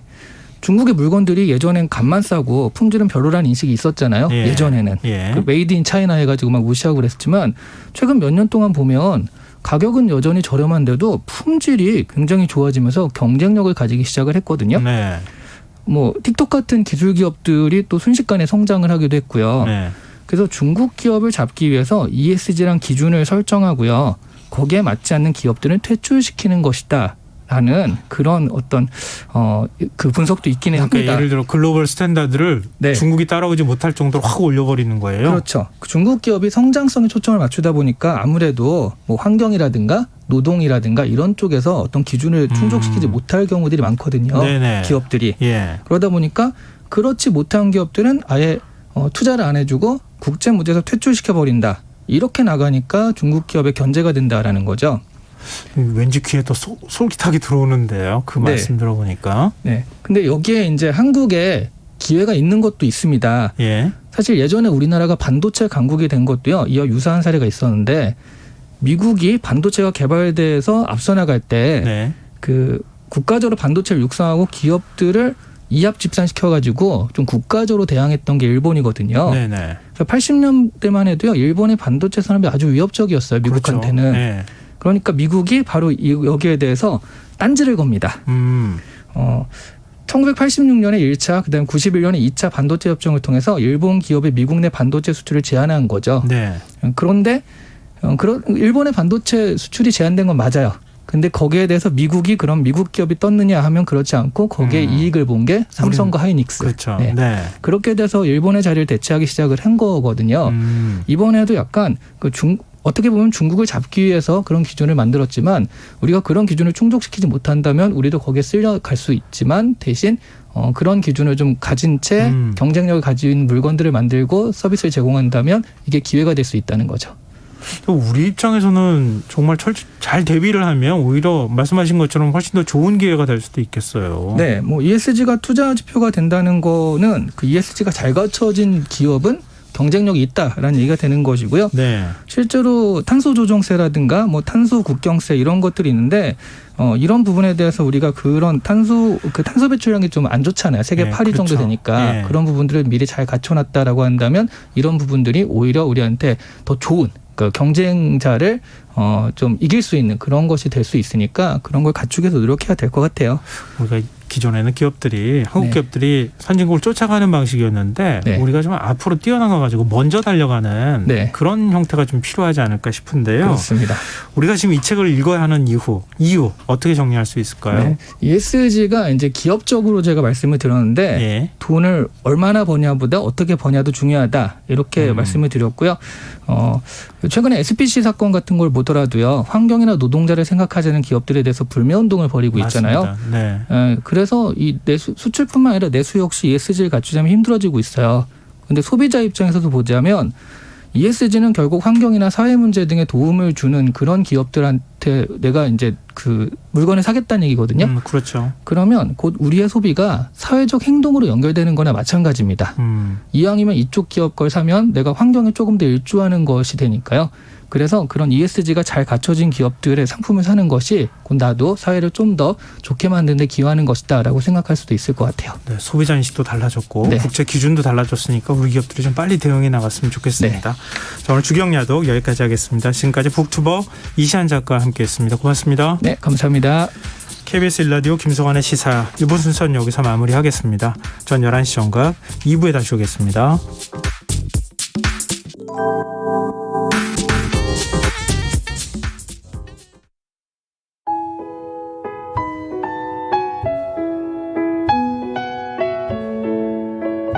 경제적인 어려움에 처한 위기 가정들이 늘고 있습니다. 복지 사각지대에 처해 있는 가정들을 미리 찾아서 지원하고 위기로부터 구하는 일이 시급한데요. KBS 강태원 복지재단은 전국의 복지관과 연대해 복지 사각지대에 있는 위기 가정들을 찾아서 지원하는 운동을 시작합니다. 생활고로 인해 소중한 생명과 가정이 파탄나는 비극이 다시는 일어나지 않도록 이 일에 함께해 주십시오. 지역 복지 전문가로서 누구보다 위기 가정을 잘 찾아낼 수 있는 복지관과 관계자 여러분들의 많은 참여를 기다리고 있습니다. 지금 바로 KBS 강태원 복지재단 홈페이지에서 신청해 주세요. KBS 강태원 복지재단.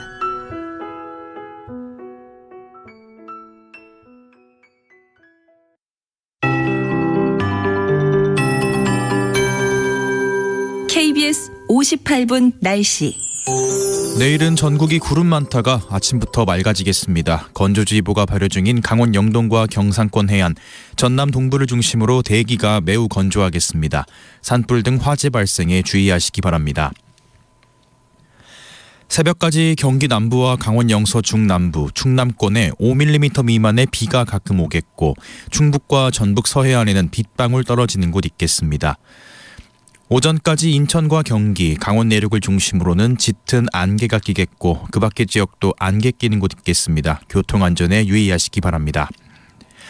내일 아침 최저기온은 서울 9도, 광주 7도 등 전국이 2에서 10도의 분포를 보이겠습니다. 낮 최고 기온은 서울 17도, 대구 20도 등 전국이 15에서 21도로 당분간 평년과 비슷하겠습니다. 특히 남부 내륙을 중심으로 일교차가 15도 내외로 크겠고 아침까지 서리가 내리겠습니다. 건강관리에 유의하시고 농작물 냉해 피해 없도록 대비하시기 바랍니다. 내일 전국의 미세먼지 농도 충남은 나쁨, 그 밖의 권역은 좋음에서 보통으로 예상되고 수도권과 충북은 오전에 일시적으로 나쁨 수준 보이겠습니다. 서울의 현재 기온 12.7도, 습도 70%, KBS 58분 날씨 박성준입니다.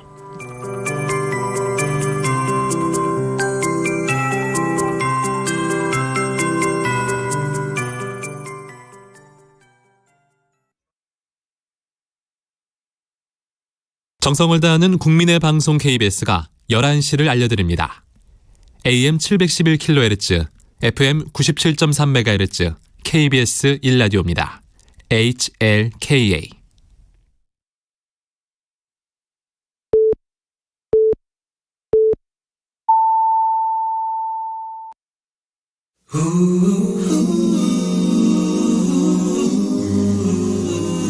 이 밤 그냥 보내긴 아쉬우니까요. 당신의 하루의 끝까지 야무지게 채워드립니다. 당신의 지식 충전소 김성환의 시사야.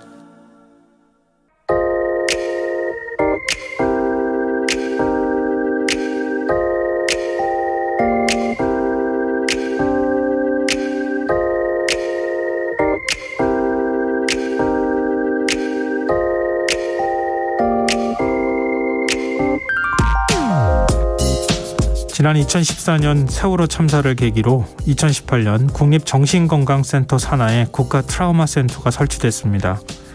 이후 대형 재난이 발생할 때마다 국가 차원의 심리 지원이 이루어지고 있는데요. 이번 이태원 참사 발생 직후에도 국가 트라우마 센터는 이태원 사고 통합 심리 지원단을 설치해 운영해 오고 있습니다. 그런데 오늘 트라우마 센터의 속사정을 알게 해주는 기사를 발견하고 적잖이 놀랐습니다. 보건복지부가 지난해 8월 발표한 보고서에 그 이유가 상세히 담겨 있는데요. 보고서에서 지적한 문제는 크게 세 가지였습니다. 첫째, 트라우마 센터에는 국가 트라우마 센터 1곳과 전국 국립대병원 4곳에 설치된 권역별 센터가 있는데요. 권역별 센터가 멀어 가기 어렵다면 광역 기초 정신건강복지센터를 찾아야 하는데 절반가량은 적합한 치료를 받을 수 없는 상태라고 합니다. 둘째, 국가 트라우마 센터에는 공무원이 9명에 불과하고 권역별 센터에는 단 3명뿐이라고 합니다. 그나마 국가 트라우마 센터에는 무기계약직 공무원 19명이 있지만 지역에는 이마저도 없어 단기 기간제 요원에게 의존하고 있는 실정입니다. 셋째, 국가 트라우마 센터 공무직 직원의 기본급은 217만 3,400원. 처우는 안 좋은데 일은 힘들어 직원들이 나가는데도 충원을 하지 못하고 있다고 합니다.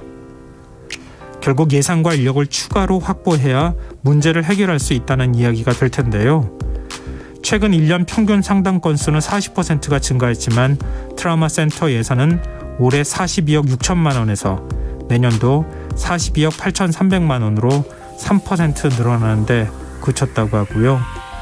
특히 기초정신건강복지센터 예산은 72억 3,100만 원에서 58억 7,700만 원으로 18%나 줄었다고 합니다. 이런 점에서 신민영 국가 트라우마 센터장의 말을 정부와 정치권이 곱씹어봤으면 좋겠습니다. 응급실이 평상시 환자가 없다고 폐쇄할 수 없는 것처럼 트라우마 센터가 본연의 역할을 하려면 평소 준비가 필요하다. 지금까지 오늘의 발견이었습니다.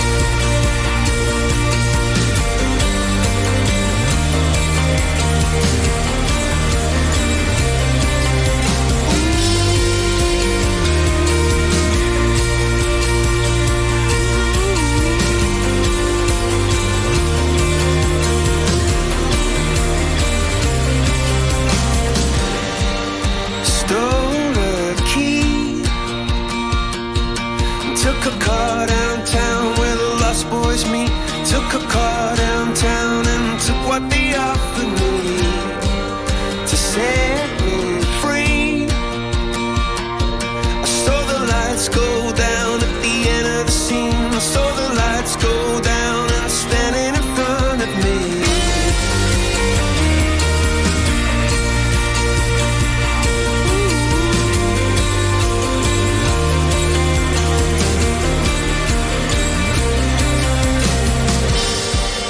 Scarecrow dreams, when they smash my heart into smithereens, be a bright red rose come bursting the concrete, be a cartoon heart, light a fire, spark, light a fire, flame in my heart, we'll run wild, we'll be glowing in the dark.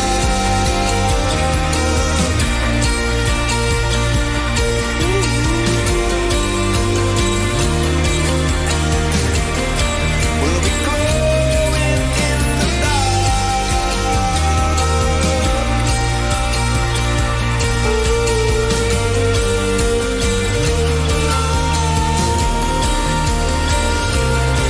All the boys, all the girls, all that matters in the world. All the boys, all the girls, all the madness that occurs. All the highs, all the lows, as the room is spinning goes. We'll run riot, we'll be glowing in the dark.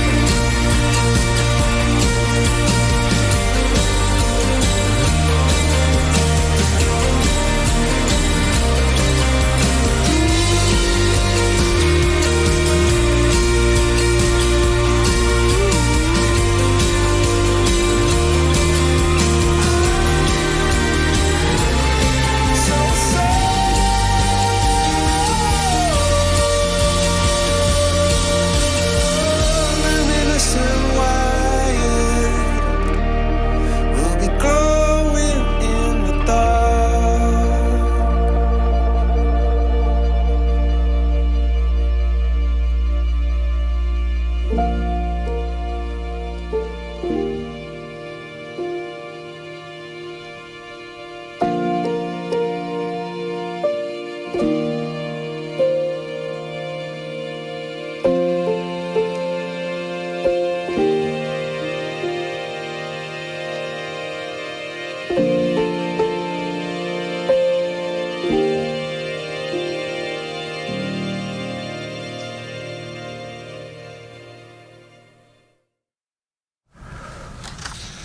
콜드플레이의 찰리 브라운 들으셨습니다.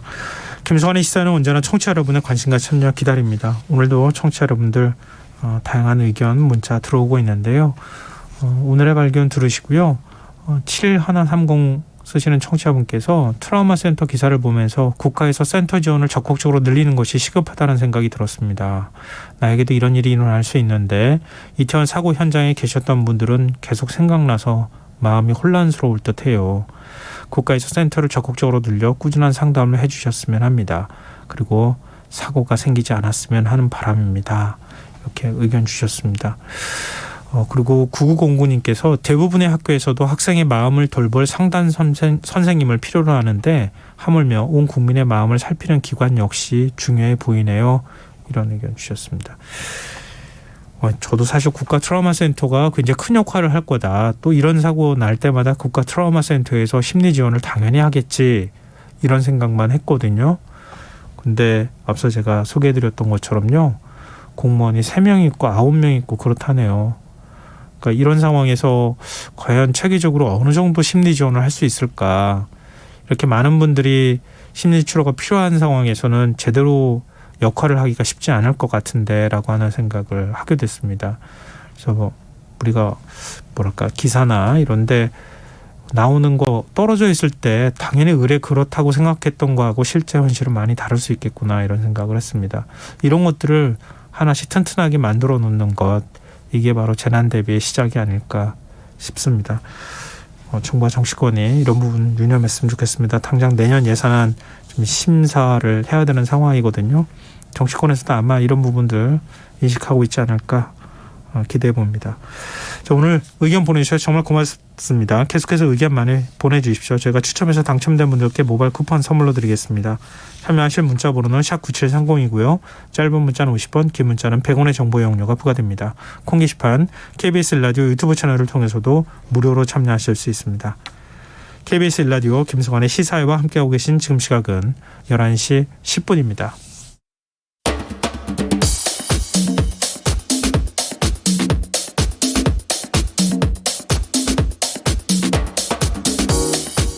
밤참수 시간 이원경 뉴스캐스터와 함께하겠습니다. 안녕하세요. 네, 안녕하세요. 네, 열차 탈선 사고 여파가 굉장히 컸어요. 오늘도 뭐 제가 아는 분이 SNS 글을 올렸는데 방송 출연해야 되는데 열차에 지금 오도 가도 못하는 상황이에요. 이걸 또 실시간으로 올리기도 하셨더라고요. 네. 지금 출근길 아침에도 굉장히 혼잡했다고요. 사실 하루 종일 여파가 이어졌다는 게 더 정확한 얘기일 것 같은데요. 네. 지금 구로경찰서에서 집계한 걸 보니까 오전 8시 13분부터 오전 9시까지 주로 출근길이잖아요. 예. 1호선 개봉역, 구로역, 신도림역. 원래도 여기는 사실 굉장히 승객이 통행량이 많은 데죠. 많은 지역인데 경찰과 소방에 총 12건의 신고가 들어온 상황이었습니다. 내용이 대부분 뭐였냐면 승객이 너무 많아서 숨을 쉴 수가 없다. 이러다 사고 날 것 같다. 네. 이런 내용들이 많이 들어왔습니다. 지하철 1호선은 특히나 이제 승객들이 몰리면서 사람들이 너무 많다, 통제해달라 이런 신고들이 빗발치게 된 건데요. 무궁화 열차가 철길을 벗어나 있었으니까 그대로 멈춰져 있는 상황에서 이제 다 복구가 되어지지 않은데 월요일 출근길이 이제 벌어지게 된 거죠. 예. 어젯밤에 용산역을 출발한 전북 익산행 무궁화 열차였는데 밤 9시쯤에 영등포역 진입을 200m 앞두고 궤도를 이차를 했습니다. 객차 5량, 발전차 1량이 기울면서 승객 34명이 다친 상황이었는데요. 밤샘 복구 작업을 했습니다. 그런데 이 사고 열차가 예정 시간보다 4시간가량 지난 오늘 오후 1시에야 치워졌거든요. 그러니까 그동안 계속 예정됐던 철도 운행이 차질을 빚게 됐는데요. 첫 차부터 KTX와 일반 열차 149개 운행이 중단됐고 79개 열차는 구간이 단축되거나 출발역이 바뀌는 경우도 있었습니다. 그리고 영등포역하고 용산역의 경우에는 아예 열차가 서지 않아가지고 네. 승객들의 불편함이 굉장히 가중된 거죠. 특히 이제 월요일 출근길 같은 경우는 특히나 좀 마음이 분주하잖아요. 1호선은 원래 뭐 많은 분들이 이용하시는 노선이기도 하고 급행 노선이 또 운행이 안 됐다고 하더라고요. 네. 그러니까 얼마나 불편함이 컸겠어요. 그러니까 서울역 가서 갈아타러 서울역 왔는데 차가 출발을 안 하고 지연 출발을 하게 되니까 많은 분들이 답답해하신 경우도 있었고 심지어는 코레일 같은 경우는 앱 안내가 안 돼가지고 노약자나 외국인들의 경우에는 차가 안 가는데 왜 안 가는지를 이해를 못하는 그런 상황까지 벌어졌었는데요. 지금 실제로 1호선에 탔던 분들은 막 고성을 지르고 다친다 밀지 마라 막 이런 얘기들이 벌어지게 됐습니다. 왜냐하면 시민들이 이미 이태원 압사 참사 때문에 안전사고에 대한 트라우마가 있죠. 네, 트라우마가 지금 있는 상황에서 밀지 말라는 안내 방송이 나오긴 하지만 사람들이 너무 많으니까 이제 통제가 안 되는 그런 상황이 벌어지기도 했었는데요. 그러니까 의정부 아까 말씀한 SNS에 의정부 행인데 1호선 사람들이 비명을 질렀다. 열차를 계속 탄다고 억지로 사람들을 밀고 들어오고 안에서는 밀지 마세요 해도 어쩔 수 없는 그런 상황이 벌어졌었습니다. 네, 뭐 이렇게 재난이나 이런 것들이 발생하지 않도록 하는 게 일단 제일 중요하지만 네. 만약에 발생했을 때 그 이후에 어떻게 적절한 대처를 그럼요. 하는가가 매우 중요한데 뭐 이태원 참사도 마찬가지고 좀 적절한 대처를 하지 못했다는 지적들이 계속 나오고 있잖아요. 네. 참 오히려 더 긴장해야 될 때 아니에요 지금? 그렇습니다. 이해가 좀 잘 안 되는데 서울시가 안내를 잘못해서 혼란을 키웠다 이런 지적도 나와요. 그러니까 서울시가 긴급 안내 문자를 뒤늦게 보내서 시민들의 불편을 가중하게 했다라고 하는 비판인데요. 서울시가 오전 8시 27분쯤에 무궁화호 탈선으로 인해서 1호선 열차가 지연 운행되고 있으니까 다른 교통수단을 이용해달라라고 하는 안내 문자를 발송을 했습니다. 네. 그런데 이때 대부분의 시민들은 이미 출근 중이거나 출근을 했거나 이런 시각이잖아요. 예. 뒷부가 안내 아니냐 이런 논란을 좀 자초한 면이 있지 않나 생각이 좀 드는데 1호선이 지연돼서 40분 기다리다가 탔다. 출근이나 등교하시는 분들은 다른 수단을 이용하라는 시민들의 글이 이미 올라온 상황에서 이런 안내가 나갔고요. 그리고 서울시가 어제 오후 9시 42분에 무궁화호 열차 탈선은 조치가 완료돼 1호선 상하행선 운행이 재개됐다. 이렇게 그거 잘못 보낸 거잖아요. 왜 이러는지 모르겠네요. 예전에는 이런 사고 났을 때 뭐 몇십 분만 늦게 보내도 막 비난이 쏟아지고 그랬었잖아요. 그럼요. 네. 너무 늦게 보냈는데 재난 대비 문자라고 볼 수가 없는 거 아니에요. 네. 이미 그 뭐 문자를 보내는 의미가 상실되기 때문에. 네. 그런데 문자를 이렇게 잘못 보내기도 하고 그러니까 네. 당연히 승객들의 불만이 나올 수밖에 없지 않나 싶은데요. 일단 지금 복구 작업이 끝난 거죠? 네, 복구 작업은 끝났는데 오늘 새벽까지도 이렇게 움직이시는 데는 조금 정보를 귀를 기울이시는 게 좋을 것 같은 게 아까 말씀드린 것처럼 코레일 측에서 당초 예상한 복구 시각보다 복구 시간이 걸리면서 사실은 오후 5시 반이 돼서야 복구가 네. 완료가 됐어요. 그러면 이제 우리가 생각하기에 복구 끝났으니까 열차는 제 시간에 운행되겠구나라고 기대를 했습니다만 그게 아닙니다. 우선 대합실에는 열차가 지연을 하게 됐다라는 안내 문구가 보였고요. 원래 2시에 출발하려고 하던 여수행 무궁화호 열차는 7시쯤에 5시간이 지나서야 서울역을 출발하기도 했습니다. 코레일에서는 정상화되긴 했지만 사고 여파 때문에 연쇄 지연은 어쩔 수 없다라고 입장을 밝혔었는데요. 6시쯤에 서울시에서는 탈선 사고 여파로 지하철 1호선 전동차가 서행 중이다. 혼잡이 예상된다. 이렇게 알리기도 했습니다. 그래서 귀가에 어려움을 겪는 시민들을 위해서 임시 전동열차를 투입하기로 했는데요. 새벽 2시까지 경부선, 경의선, 수인분당선 5개 노선에는 도착역을 기준으로 해서 새벽 2시까지 임시 열차를 11회 운영한다고 밝혔습니다. 그리고 실제로 1호선을 타신 분들은 종강역에서 서울역까지 진짜 걸어서도 갈 수 있는 거리거든요. 네. 근데 두 정거장 가는데 30분 걸렸다고 합니다. 그리고 역마다 열차가 5분씩 멈춰서 다른 노선으로 갈아탔다. 복구된 줄 알았는데 다음 열차까지 27분을 기다려야 했다라고 하는 불편을 겪는 시민들의 목소리가 계속 이어졌습니다. 물론 뭐 고문들 힘드시겠지만 좀 지금 뭐 앞으로도 마찬가지겠지만 이런 사고 났을 때 좀 바짝 좀 긴장했으면 좋겠어요. 그럼요. 예. 네. 아무리 시스템이 좋으면 뭐합니까? 판단을 하는 사람이 없는데. 네. 자, 다음 수로 넘어가 보겠습니다. 봉화 광산 붕괴 사고로 지하 갱도에 고립돼 있던 광부 2명이 생환했던 소식. 많은 분들이 반가워하시고 그렇죠. 기뻐하시고 그러셨는데요.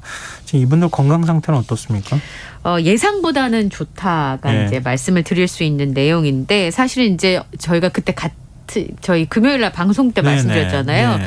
저는 사실 진행자분께서 걸어서 나왔더니 믿을 수가 없었어요. 그래서 집에 가서 얼른 저도 뉴스를 놀랐어요, 켜가지고 사실은. 오죽하면 그 구조하신 분이 어떻게 견뎠길래 걸어서 나오실 수 있을까 해서 그 안에 구조될 동안 기다리셨던 곳을 촬영을 했다고 얘기하실 정도로. 뭐 비닐 이렇게 뭐라고 할까 천막처럼 지지대 만들어가지고 둘러쳐가지고 모닥불이 이렇게 펴 있는 장면까지 찍어가지고 그게 또 언론에 공개가 됐더라고요. 네, 그렇긴 합니다만 지금 이 구조된 작업자분들이 심리 치료를 받아야 될 것으로 보입니다. 왜냐하면 어두운 갱도에 고립이 됐기 때문에 정신건강 회복을 위해서 그런 부분들이 좀 필요할 것 같은데요. 아침에 라디오 인터뷰를 하셨어요. 이 작업반장님이. 내용을 보니까 지금도 자꾸 도중에 막 소리를 지르고 상태가 많이 호전되기는 했지만 침대에서 떨어질 정도로 깜짝 놀라는 동작들이 나온다. 이렇게 말씀을 하셨습니다. 그래서 이 트라우마와 관련돼서는 치료가 좀 필요할 것 같은데요. 이분 아드님이 깊이 잠을 못 자고 자주 깨는 데다가 가벼운 경련 증상도 있고 아버지가 주무시다가 놀라시는 등 굉장히 불안정한 상태다. 그래서 병원 측에서 정신적인 부분에 대한 치료를 뭐 당연하다고 저는 생각합니다만 요청했다라고 네. 얘기를 하셨었고요. 그다음에 이제 작업 반장님 말고 같이 이번에 구조되신 작업자분이 계시잖아요. 그러니까 침대에서 떨어질 뻔한 적도 있었다고 하고요. 또 하나는 안대를 하고 계셨어요. 사실 어두운 데서 오래 계셨기 때문에 이제 적응하는 시간들이 필요한 건데 네. 안과 진료도 지금 병행이 될 거라고 합니다. 왜냐하면 눈이 붓는 증상이 지금 있어서 안과 협진을 지금 계획 중에 있고요. 그 외에는 이제 큰 이상 증세는 없습니다만 앞으로 조금 지켜봐야 될 것 같습니다. 제가 오늘 아침 신문을 읽다가 저도 좀 놀라기도 하고 그래서 메모를 남겨놓은 내용이 있는데요. 한 구조가 3, 4일 정도만 더 지연됐으면은 기적의 상황이란 말 대신에 광부의 비극이란 말이 나올 뻔했다. 네. 그러니까 구조 당시에 지금 이제 광부 두 분이 근육이 녹아내리는 횡문 근융해증이 진행된 상태여서 조금만 늦었어도 위독한 상황이었다.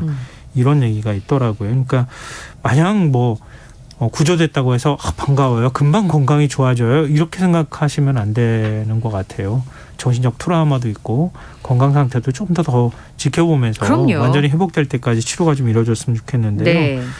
근데 또 역으로 또 많은 분들이 일단 구조된 부분들에 대해서 커피 믹스 30봉지로 버텼다 이런 얘기가 나오는데 네. 이게 과연 그 기간 중에 영양분을 보충하고 힘을 낼 수 있는데 도움이 될 수 있을까? 이렇게 궁금증을 가지시더라고요. 저는 이게 제일 신기했거든요. 들어갈 네. 때 물 20리터랑 커피 믹스 30봉지를 가지고 가셨다고 네. 인터뷰를 하셨었거든요.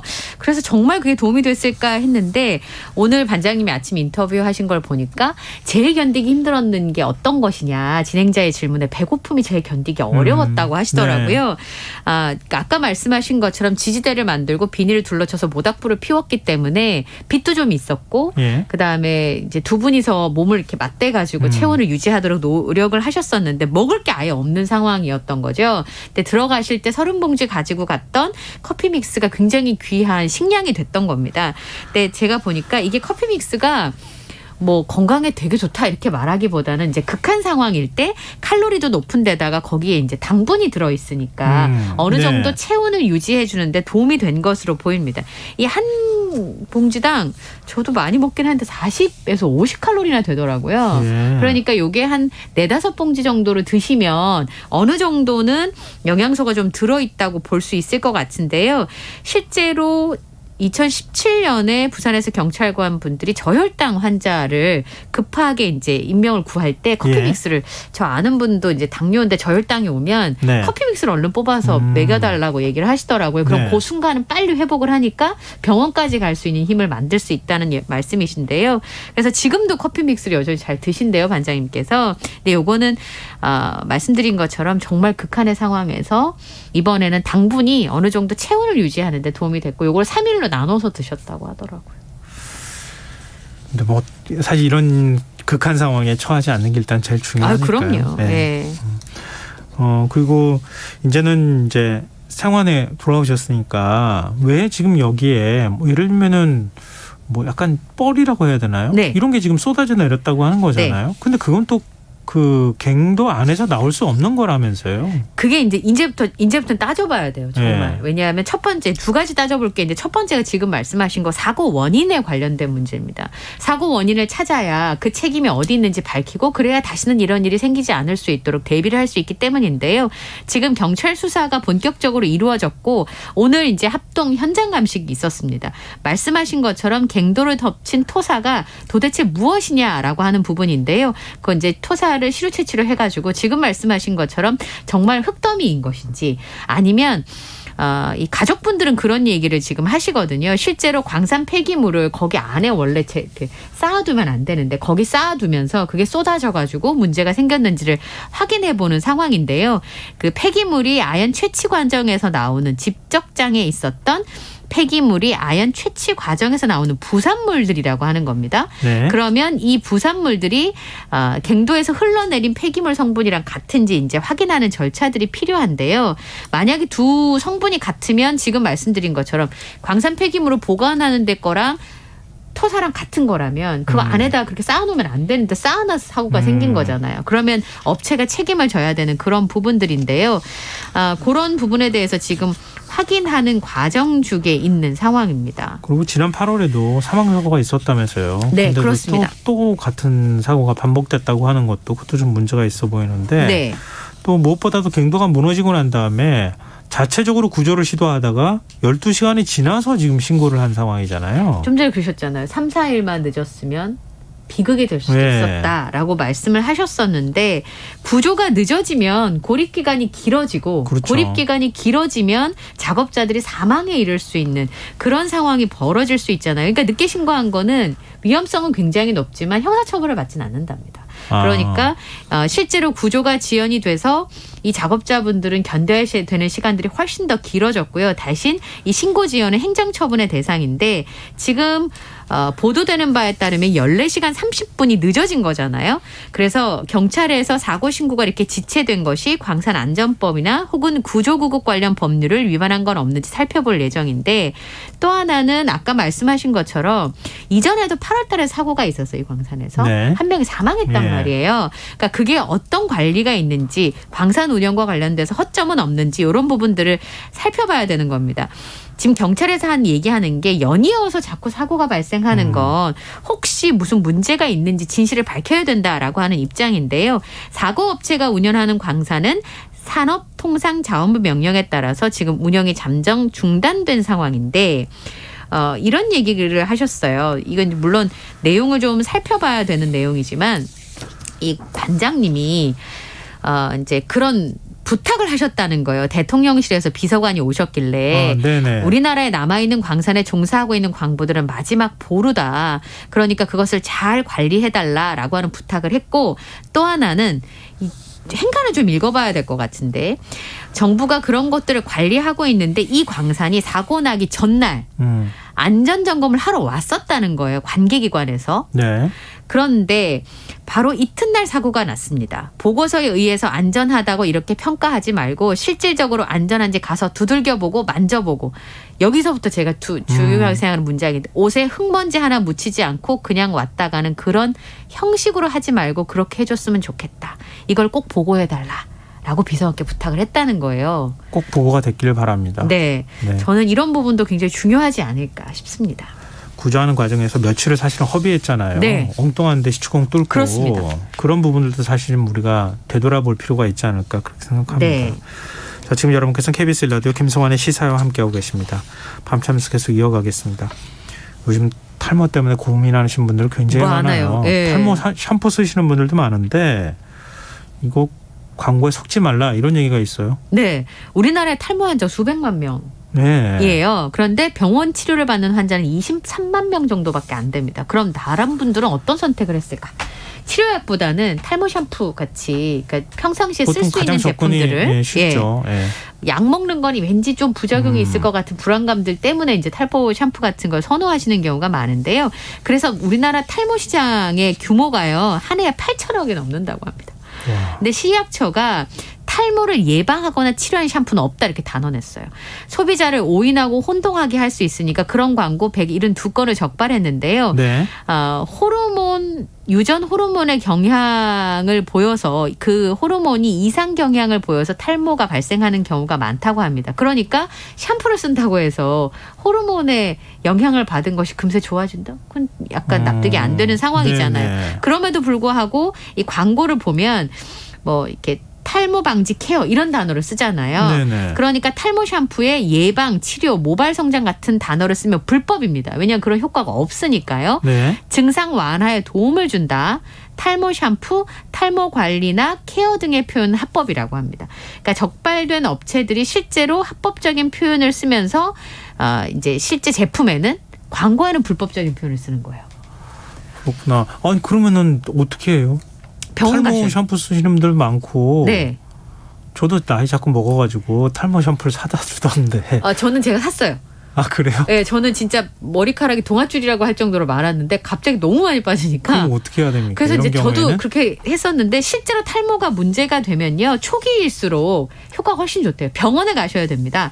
미국 하버드대 연구진의 연구를 보면 비타민, 미네랄 부족, 두피염증이 탈모를 악화하는 걸로 밝혀졌는데 네. 탈모 샴푸에는 비타민, 미네랄, 항염증 물질을 사용하지만 임상시험에서 효과가 없다고 합니다. 그러니까 아까 제가 말씀드린 것처럼 효과 있는 건요. 남성용 먹는 약과 남녀 공용 바르는 약밖에 없대요. 그리고 젊을수록 치료 효과가 크니까 병원에 가시란 말씀이죠. 갑자기 탈모 건강보험 적용이라는 생각이 문득 들었는데. 그때 그런 이슈가 있었죠. 네, 지난 대선에 많은 분들이 관심을 가지셨는데. 네. 아 그렇군요. 하여튼 샴푸를 쓰실 때도 좀 골라서 잘 그러니까 안전한 신중히 걸로 쓰셔야겠습니다. 자 다음 뉴스입니다. 내일 세계의 우주쇼가 펼쳐진다고 하는데 이거 어떤 겁니까? 진짜 100년에 한두 번밖에 없는 그런 일들이 내일 벌어집니다. 내일 밤에 네, 두 가지가 한꺼번에 나오거든요. 첫 번째는 개기 월식인데요. 월식이라 그러면 이 달이 가려지는 현상이잖아요. 네. 달이 지구 그림자에 의해서 완전하게 가려지는 걸 개기 월식이라고 하는데 요 개기 월식 현상이 내일 밤에 나타나고요. 또 하나는 천왕성이 더 작게 보이는데 뭐니까 보름달 뒤에 그러니까 달 뒤에 숨어 있는 엄폐 현상이 나타나는데 여기 동시에 내일 이제 발생하는 일입니다. 예. 이런 거는 수백 년 만에 처음 있는 일인데요.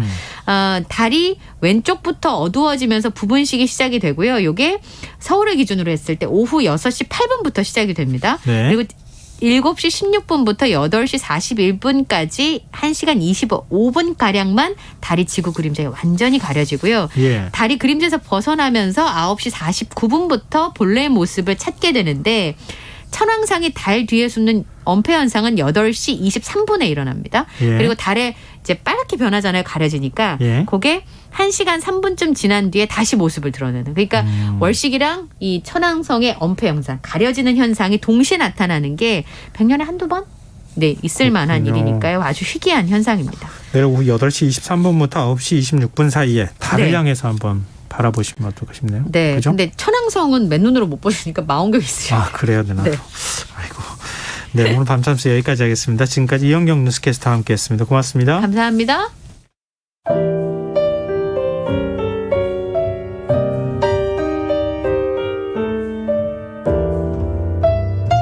내일의 품격. 김성환의 시사야에서 챙겨가세요. 하루를 마무리하는 시간 꺼내보는 당신의 지식 창고. KBS 1라디오 김성환의 시사야.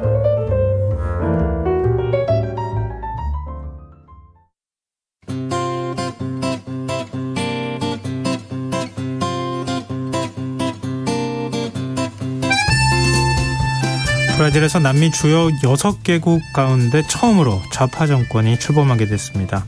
지난달 30일 치러진 대선에서 결선 투표까지 이어진 초접전 끝에 룰라 전 대통령이 승리를 거뒀는데요. 12년 만에 대통령으로 복귀한 브라질 좌파의 대부 룰라 전 대통령이 풀어야 할 과제는 무엇일까요? 또 그런가 하면 이스라엘 총선에서는 네타냐후 전 총리가 이끄는 극우연합이 승리했습니다. 네타냐후 전 총리도 1년 반 만에 다시 총리직에 복귀하게 됐는데요. 서로 다른 선택을 한 브라질과 이스라엘의 상황이 전 세계 정세에는 어떤 영향을 미치게 될지 세계의 면 시간에서 자세히 살펴보겠습니다. 외신캐스터 전주현 씨 나와 계십니다. 안녕하세요. 네, 안녕하세요. 먼저 네. 하나만 짚고 넘어가면 남미 주요 6개국 가운데 처음으로 좌파 정권이 브라질에서 출범한 게 아니고요. 남미 주요 6국이 모두 좌파 정권이 된 게 이번이 처음입니다. 모두 이미 아르헨티나, 멕시코, 칠레, 페루 다 좌파 정권이 들어섰고요. 네. 이번에 이제 브라질이 마지막으로 이제 들어가면서 퍼즐이 맞춰지면서 근데 예전에는 콜롬비아는 한 번도 좌파 정권이 출범했던 적이 없거든요. 그러다가 올해 대선에서 처음으로 지금 좌파 정권이 출범을 했죠. 그러니까 6개국이 모두 좌파 정권이 된 건 이번이 처음입니다. 핑크타이드 이렇게도 그렇죠. 표현하잖아요. 2.0 시즌이다. 이렇게 2차 핑크타이드다. 그런 얘기가 그래서 나오고 있습니다. 미국 입장에서 상당히 불편한 일이 될 수도 있을 것 같은데 네. 그 얘기는 좀 차차 저희가 얘기해 보도록 하고요. 지금 룰라 전 대통령 최근에 다큐멘터리가 또 공개가 돼서 많은 분들이 관심을 갖고 그랬었는데 네. 다시 대통령에 당선이 됐어요. 그렇습니다. 역사를 세웠는데요. 예. 지난달 30일에 브라질 대선 결선 투표가 치러졌어요. 노동당 후보로 나왔던 룰라 전 대통령이 50.9%를 득표했고요. 예. 자유당의 보소나루 현 대통령이 49.1%를 얻었습니다. 그래서 룰라 전 대통령이 아주 근소한 차이로 승리를 거뒀고요. 룰라 당선인이 2003년부터 2010년까지 이미 대통령 연임을 지냈죠. 그리고 퇴임한 지 이제 12년 만에 대통령직에 복귀를 해서 브라질 역사상 첫 3선 대통령이 됐고요. 현직 대통령을 꺾은 것도 처음이다. 이런 기록을 남겼습니다. 그래서 룰라 당선인이 내년 1월 1일부터 세 번째 임기를 시작하게 됐습니다. 보소나루 대통령 처음에는 좀 격차가 있을 것 같다. 네. 뭐 이런 얘기가 나왔었는데 네. 그 박빙이었어요. 그렇죠. 그 두 후보 간의 득표율 차이 아까 말씀드렸지만 1.8%포인트 차밖에 나질 않습니다. 예. 브라질 최고선거법원도 개표율이 98.91%가 돼서야 이제 당선을 발표했을 정도로 정말 어떻게 될지 모르는 그런 승부가 펼쳐졌어요. 이게 1989년에 브라질에서 직선제가 도입된 이후에 가장 적은 득표율 차를 보인 그런 대선 투표였습니다. 최근 룰라 전 대통령이 1년 이상 여론조사에서 1위를 놓치지 않았어요. 그것도 굉장히 많은 격차로 앞서갔었습니다.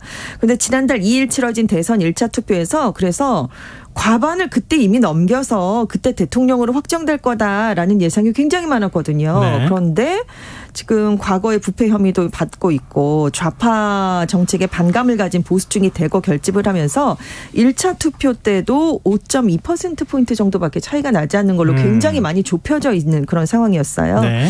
그런데 이제 보우소나루 대통령이 이제 2일에 1차 투표가 있고 30일에 2차 투표가 있었으니까 이제 시일이 한 28일 정도 차이가 있었잖아요. 예. 막판에 빈곤층을 대상으로 복지 혜택을 확대하겠다라는 공약을 내놨는데 이게 굉장히 효과를 거두면서 이렇게 1.8%포인트 차까지 좁혀지게 된 겁니다.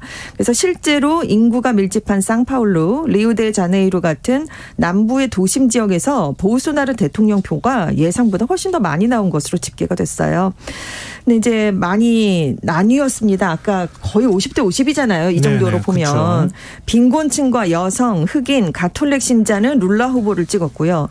부자, 남성, 백인, 복음주의 기독교 신자는 보우소나루 대통령을 지지했습니다. 그래서 이번 선거가 양 진영 간의 이념 대결이 가장 극심했던 선거로 기록이 됐고요. 지금 투표 결과를 보면 룰라 전 대통령이 박빙의 승부를 거뒀으니까 이제 결국은 보우소나루 정권의 실정에 분노한 사람이 아주 적은 차이로 더 많긴 했지만 네. 지금 진보와 보수 유권자가 사실상 총 결집을 한 거거든요. 그렇죠. 선거 결과는 거의 네. 차이가 없이 양분이 됐습니다. 그래서 그만큼 브라질 사회가 분열이 돼 있다라는 게 선거로 나타난 셈이고요. 그래서 이 점을 의식해서 룰라 당선인이 승리 연설에서 가장 강조한 점이 나는 모두의 대통령이 되겠다. 브라질은 두 개가 아니라 하나의 국가, 하나의 민족이다라는 점을 굉장히 강조했습니다. 이렇게밖에 얘기를 할 수가 없었을 것 같긴 그렇죠. 해요. 네. 확실한 개거 투표 현상이 나타났다 이렇게 네네. 또 볼 수 있을 것 그렇습니다. 같은데요. 룰라 당선인이 극적으로 재기한 게 일단 네. 좀 눈에 띄어요. 그렇습니다. 관심이 될 수밖에 없고. 2010년에 퇴임할 때 정말 퇴임할 때 지지율도 80%가 넘었잖아요. 네. 사랑을 많이 받았던 대통령이었는데 그 이후부터 계속해서 측근들의 비리, 뇌물수수, 돈 세탁 혐의 이런 것들을 받았습니다. 그래서 기소가 돼서 실형을 선고받았어요. 그래서 580일 동안 수감이 됐었는데 대법원이 재판 절차에 문제가 있었다라면서 이 수감에 대한 위헌 판결을 내렸습니다. 그래서 석방이 됐고요. 작년 3월에 최종적으로 1심과 2심 무효 판결을 받았습니다. 그래서 대선에 다시 도전할 수 있는 그런 기회를 갖게 됐어요. 최근 1년 이상 여론조사에서 1위를 좀 놓치지 않아서 지금 룰라 당선인이 이번에 결국 성공을 했으니까 극적으로 정치 재기에 성공했다 이런 얘기가 나오고 있습니다. 근데 이렇게 그 다큐멘터리 보면 네. 부패한 검찰이 네. 의도적으로 수사를 그렇게 해서 사건을 했다. 조작했다. 이제 이런 룰라 얘기가 당선인 나왔는데. 측은 그렇게 계속 주장을 했었죠. 네, 그리고 그게 나중에 결국 네. 대법원 판결로 어느 정도 확인이 되기도 했었는데요.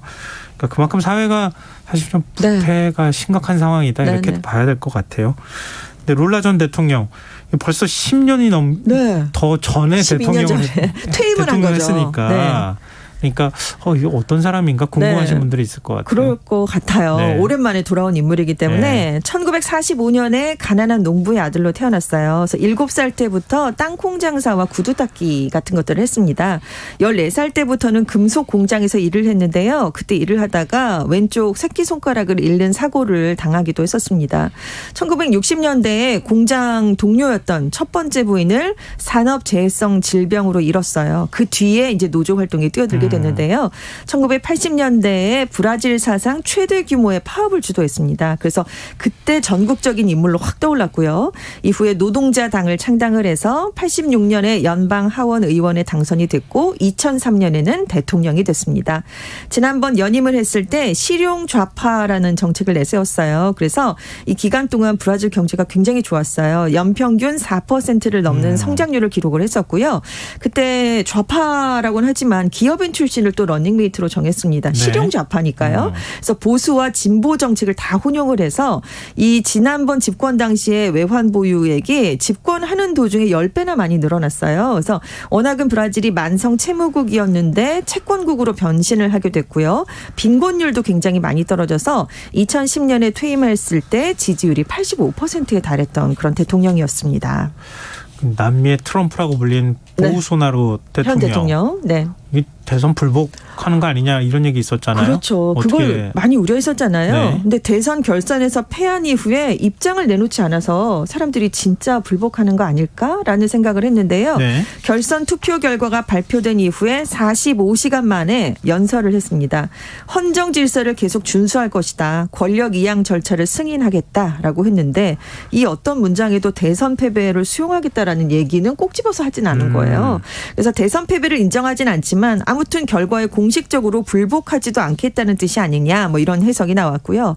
앞서서 보우소나루 대통령 말씀하신 것처럼 전자투표 기기를 신뢰할 수가 없다 이런 얘기를 굉장히 많이 했어요. 그래서 여러 차례 부정선거가 일어날 가능성을 언급을 했었는데 왜냐하면 자기 지지율이 계속 낮은 걸로 나타났기 때문이었죠.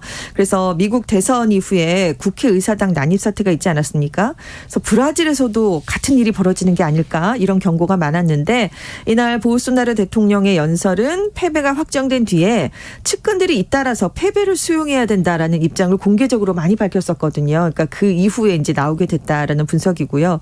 그런데 이제 실제로 시위는 벌어졌습니다. 보우소나루 대통령을 지지하는 트럭 운전사들이 이 선거 결과에 항의하는 시위를 벌여서요. 전국 주요 도로에서 통행에 어려움이 많이 발생을 했었고요.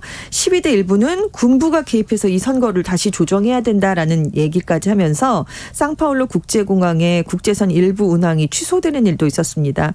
이 보우소나루 대통령이 지지자들의 시위는 선거 과정에서 느낀 분노와 부당함을 표출하는 것이다 이렇게 말하면서도 다른 사람들에게 손해를 끼쳐서는 안 된다 이런 얘기를 내놓기도 했습니다. 룰라 당선인 앞으로 해야 할 일이 굉장히 많아요. 그렇죠. 네. 예전과 같지 않다 이런 얘기가 많이 나오고 있기 때문이에요. 여러 가지 그 상황들이요. 대선 1차 투표 때 그러니까 지난달 2일에 연방의회 선거를 같이 했거든요. 그때 보우소나루 대통령이 이끄는 자유당이 하원에서 전보다 22석을 더 얻었습니다. 지금 99석을 확보했는데 98년 이후에 단일 정당으로서 최대 의석을 갖게 됐어요. 하원에서. 상원도 지금 이 자유당이 장악한 상황이거든요. 그리고 그때 주지사 선거를 했습니다. 근데 보우소나루 대통령 측근들이 브라질에서 가장 큰 상파울루와 리우데자네이루를 비롯한 3개 주의 주지사로 당선이 됐고요. 총 27개 주 중에서 14개 주를 장악을 했습니다. 과반 이상이잖아요. 네. 그러니까 앞으로 룰라 당선인이 정책을 펼치려고 해도 이 보우소나루 지지 세력과 의회는 물론이고 지방 권력 뭐 여러 곳에서 굉장히 힘든 싸움을 벌여야 되는 구도가 이제 펼쳐지게 되는 셈입니다. 그런데 브라질의 정치 양극화라는 게 얼마나 심각하냐면 사회적인 긴장을 유발하는 측면에서 계층이나 종교적 차이보다 더 심각하다 이런 평가가 나오고 있거든요. 그래서 브라질 국민의 80%는 서로 다른 후보를 지지하는 사람들 간의 정치적인 긴장감이 존재한다라는 답을 내놓은 적이 있고요. 네. 리우데자네이루 대학이 연구해봤더니 지난 3년 동안 브라질에서 정치적인 폭력이 300% 넘게 증가한 것으로 나타났습니다. 그래서 룰라 당선인이 2003년에서 2010년 동안 이렇게 연임을 할 때 계속 60%가 넘는 지지를 받아서 당선이 됐는데 이번 선거는 정말 박빙의 승부 끝에 간발의 차이로 승리를 했잖아요. 그래서 자신을 지지하지 않은 절반의 세력을 어떻게 통합할지가 정말 큰 문제로 떠오르고 있습니다. 빈부격차가 워낙 심각한 네. 곳이라서 부패도 사실 심하고요. 그게 딱 절반으로 나눠졌다고도 그렇죠. 볼 수 있으니까요.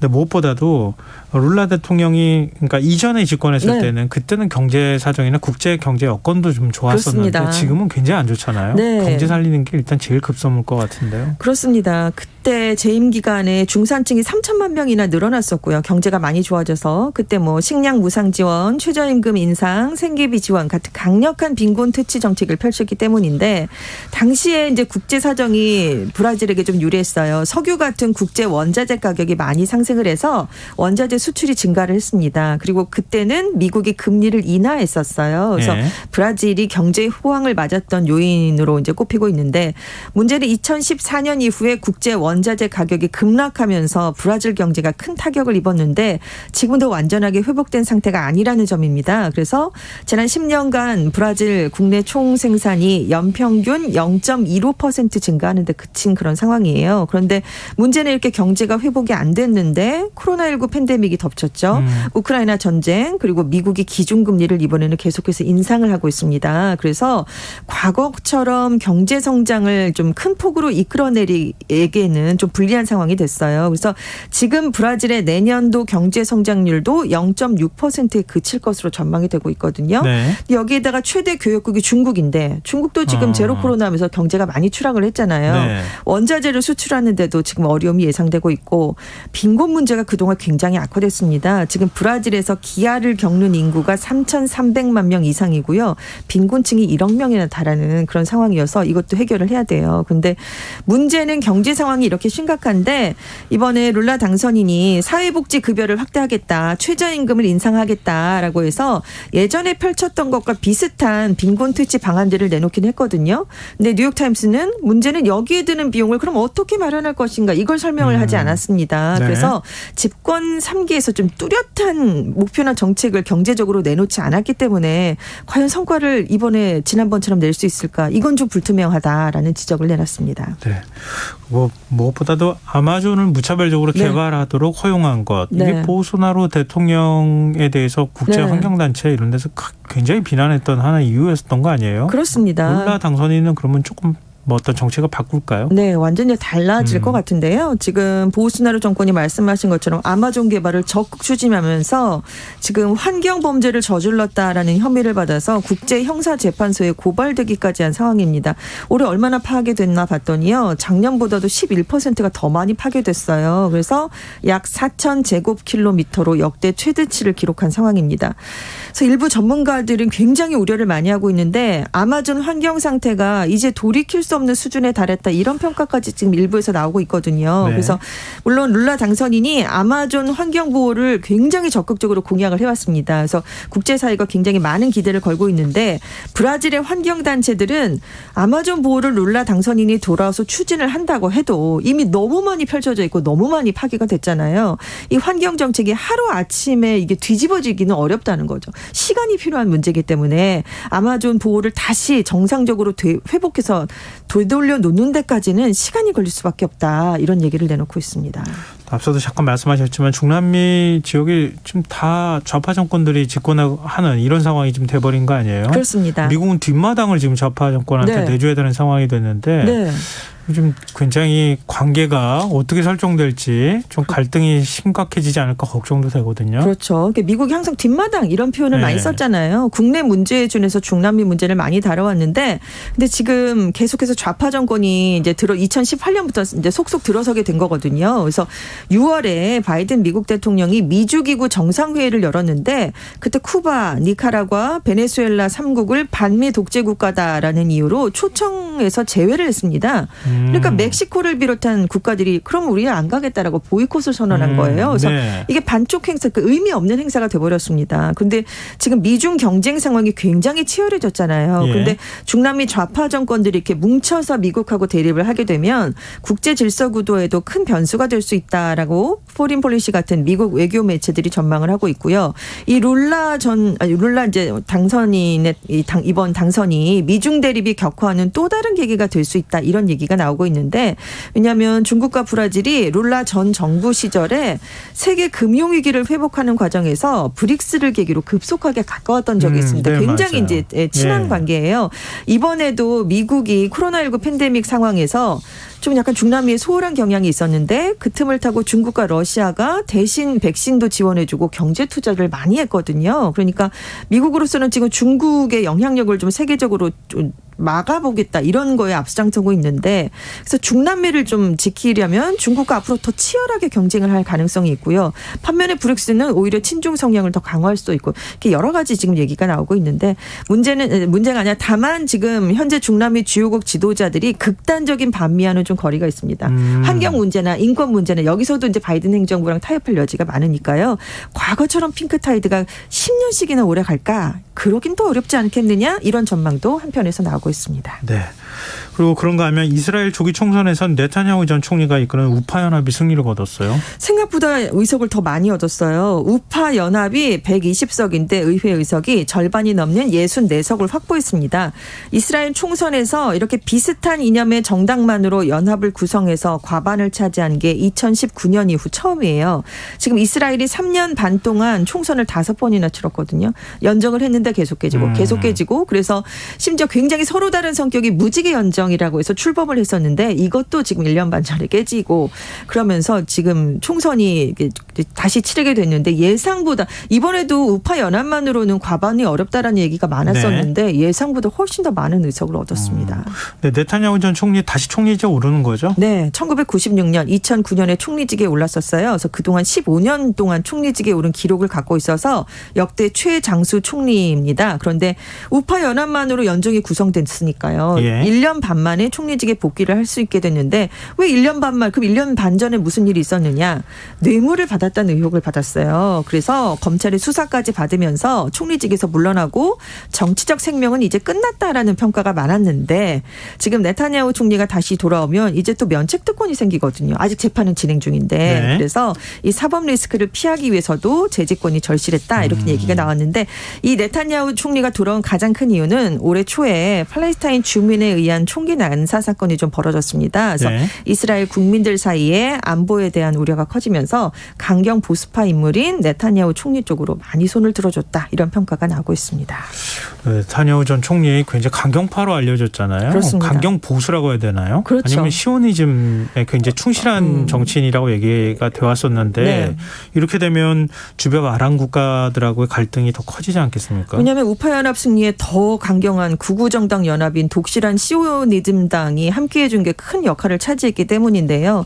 그래서 지금 팔레스타인에 대한 대응이 더 강경해지지 않겠느냐 이런 얘기가 당장 나오고 있어요. 그러면 미국을 비롯한 동맹국과의 관계는 물론이고요. 그동안 이스라엘이 아랍 국가들하고 조금씩 외교 관계를 맺는 그런 성향을 보였잖아요. 근데 네. 그 관계도 다시 시험대에 오르지 않겠느냐 이런 얘기가 나오는데 당장 팔레스타인 가자 지구를 통치하는 무장정파 하마스는 네타냐후가 복귀했다는 건 우리 국민에 대한 공격이 증가할 것이란 걸 의미한다 이런 성명을 내놨어요. 그래서 이 네타냐후 총리가 당선된 날 이스라엘을 겨냥해서 로켓을 발사하기도 했습니다. 좀 중동이 더 시끄러워지지 않았으면 네. 좋겠네요. 자, 지금까지 세계이면 외신캐스터 전주현 씨였습니다. 고맙습니다. 네, 감사합니다. 김성환의 시사야 오늘 순서 여기서 마칩니다. 모바일 쿠폰 당첨자는 홈페이지 공지사항에서 확인하실 수 있습니다. 편안한 밤 되십시오.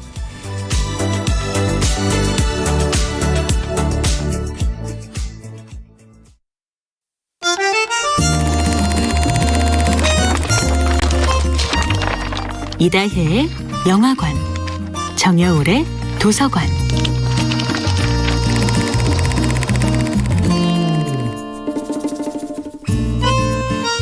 안녕하세요. 여러분과 아름답고 풍요로운 책 이야기를 나누고 있는 작가 정여울입니다.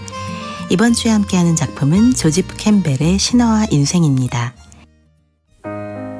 아무리 노력해도 꿈을 이룰 수 없다는 생각 때문에 괴로워 본 적이 있는지요. 내가 가진 재능으로는 삶의 역경을 뛰어넘을 수 없다는 생각 때문에 슬퍼한 적이 있는지요. 조지프 캠벨은 끊임없이 우리 자신의 가능성을 가로막는 우리 안의 또 다른 자아를 용이라고 불렀습니다. 서양의 옛 이야기에 등장하는 용은 뭐든지 일단 잡아 가둬서 자신의 통제권 안에 두려고 합니다.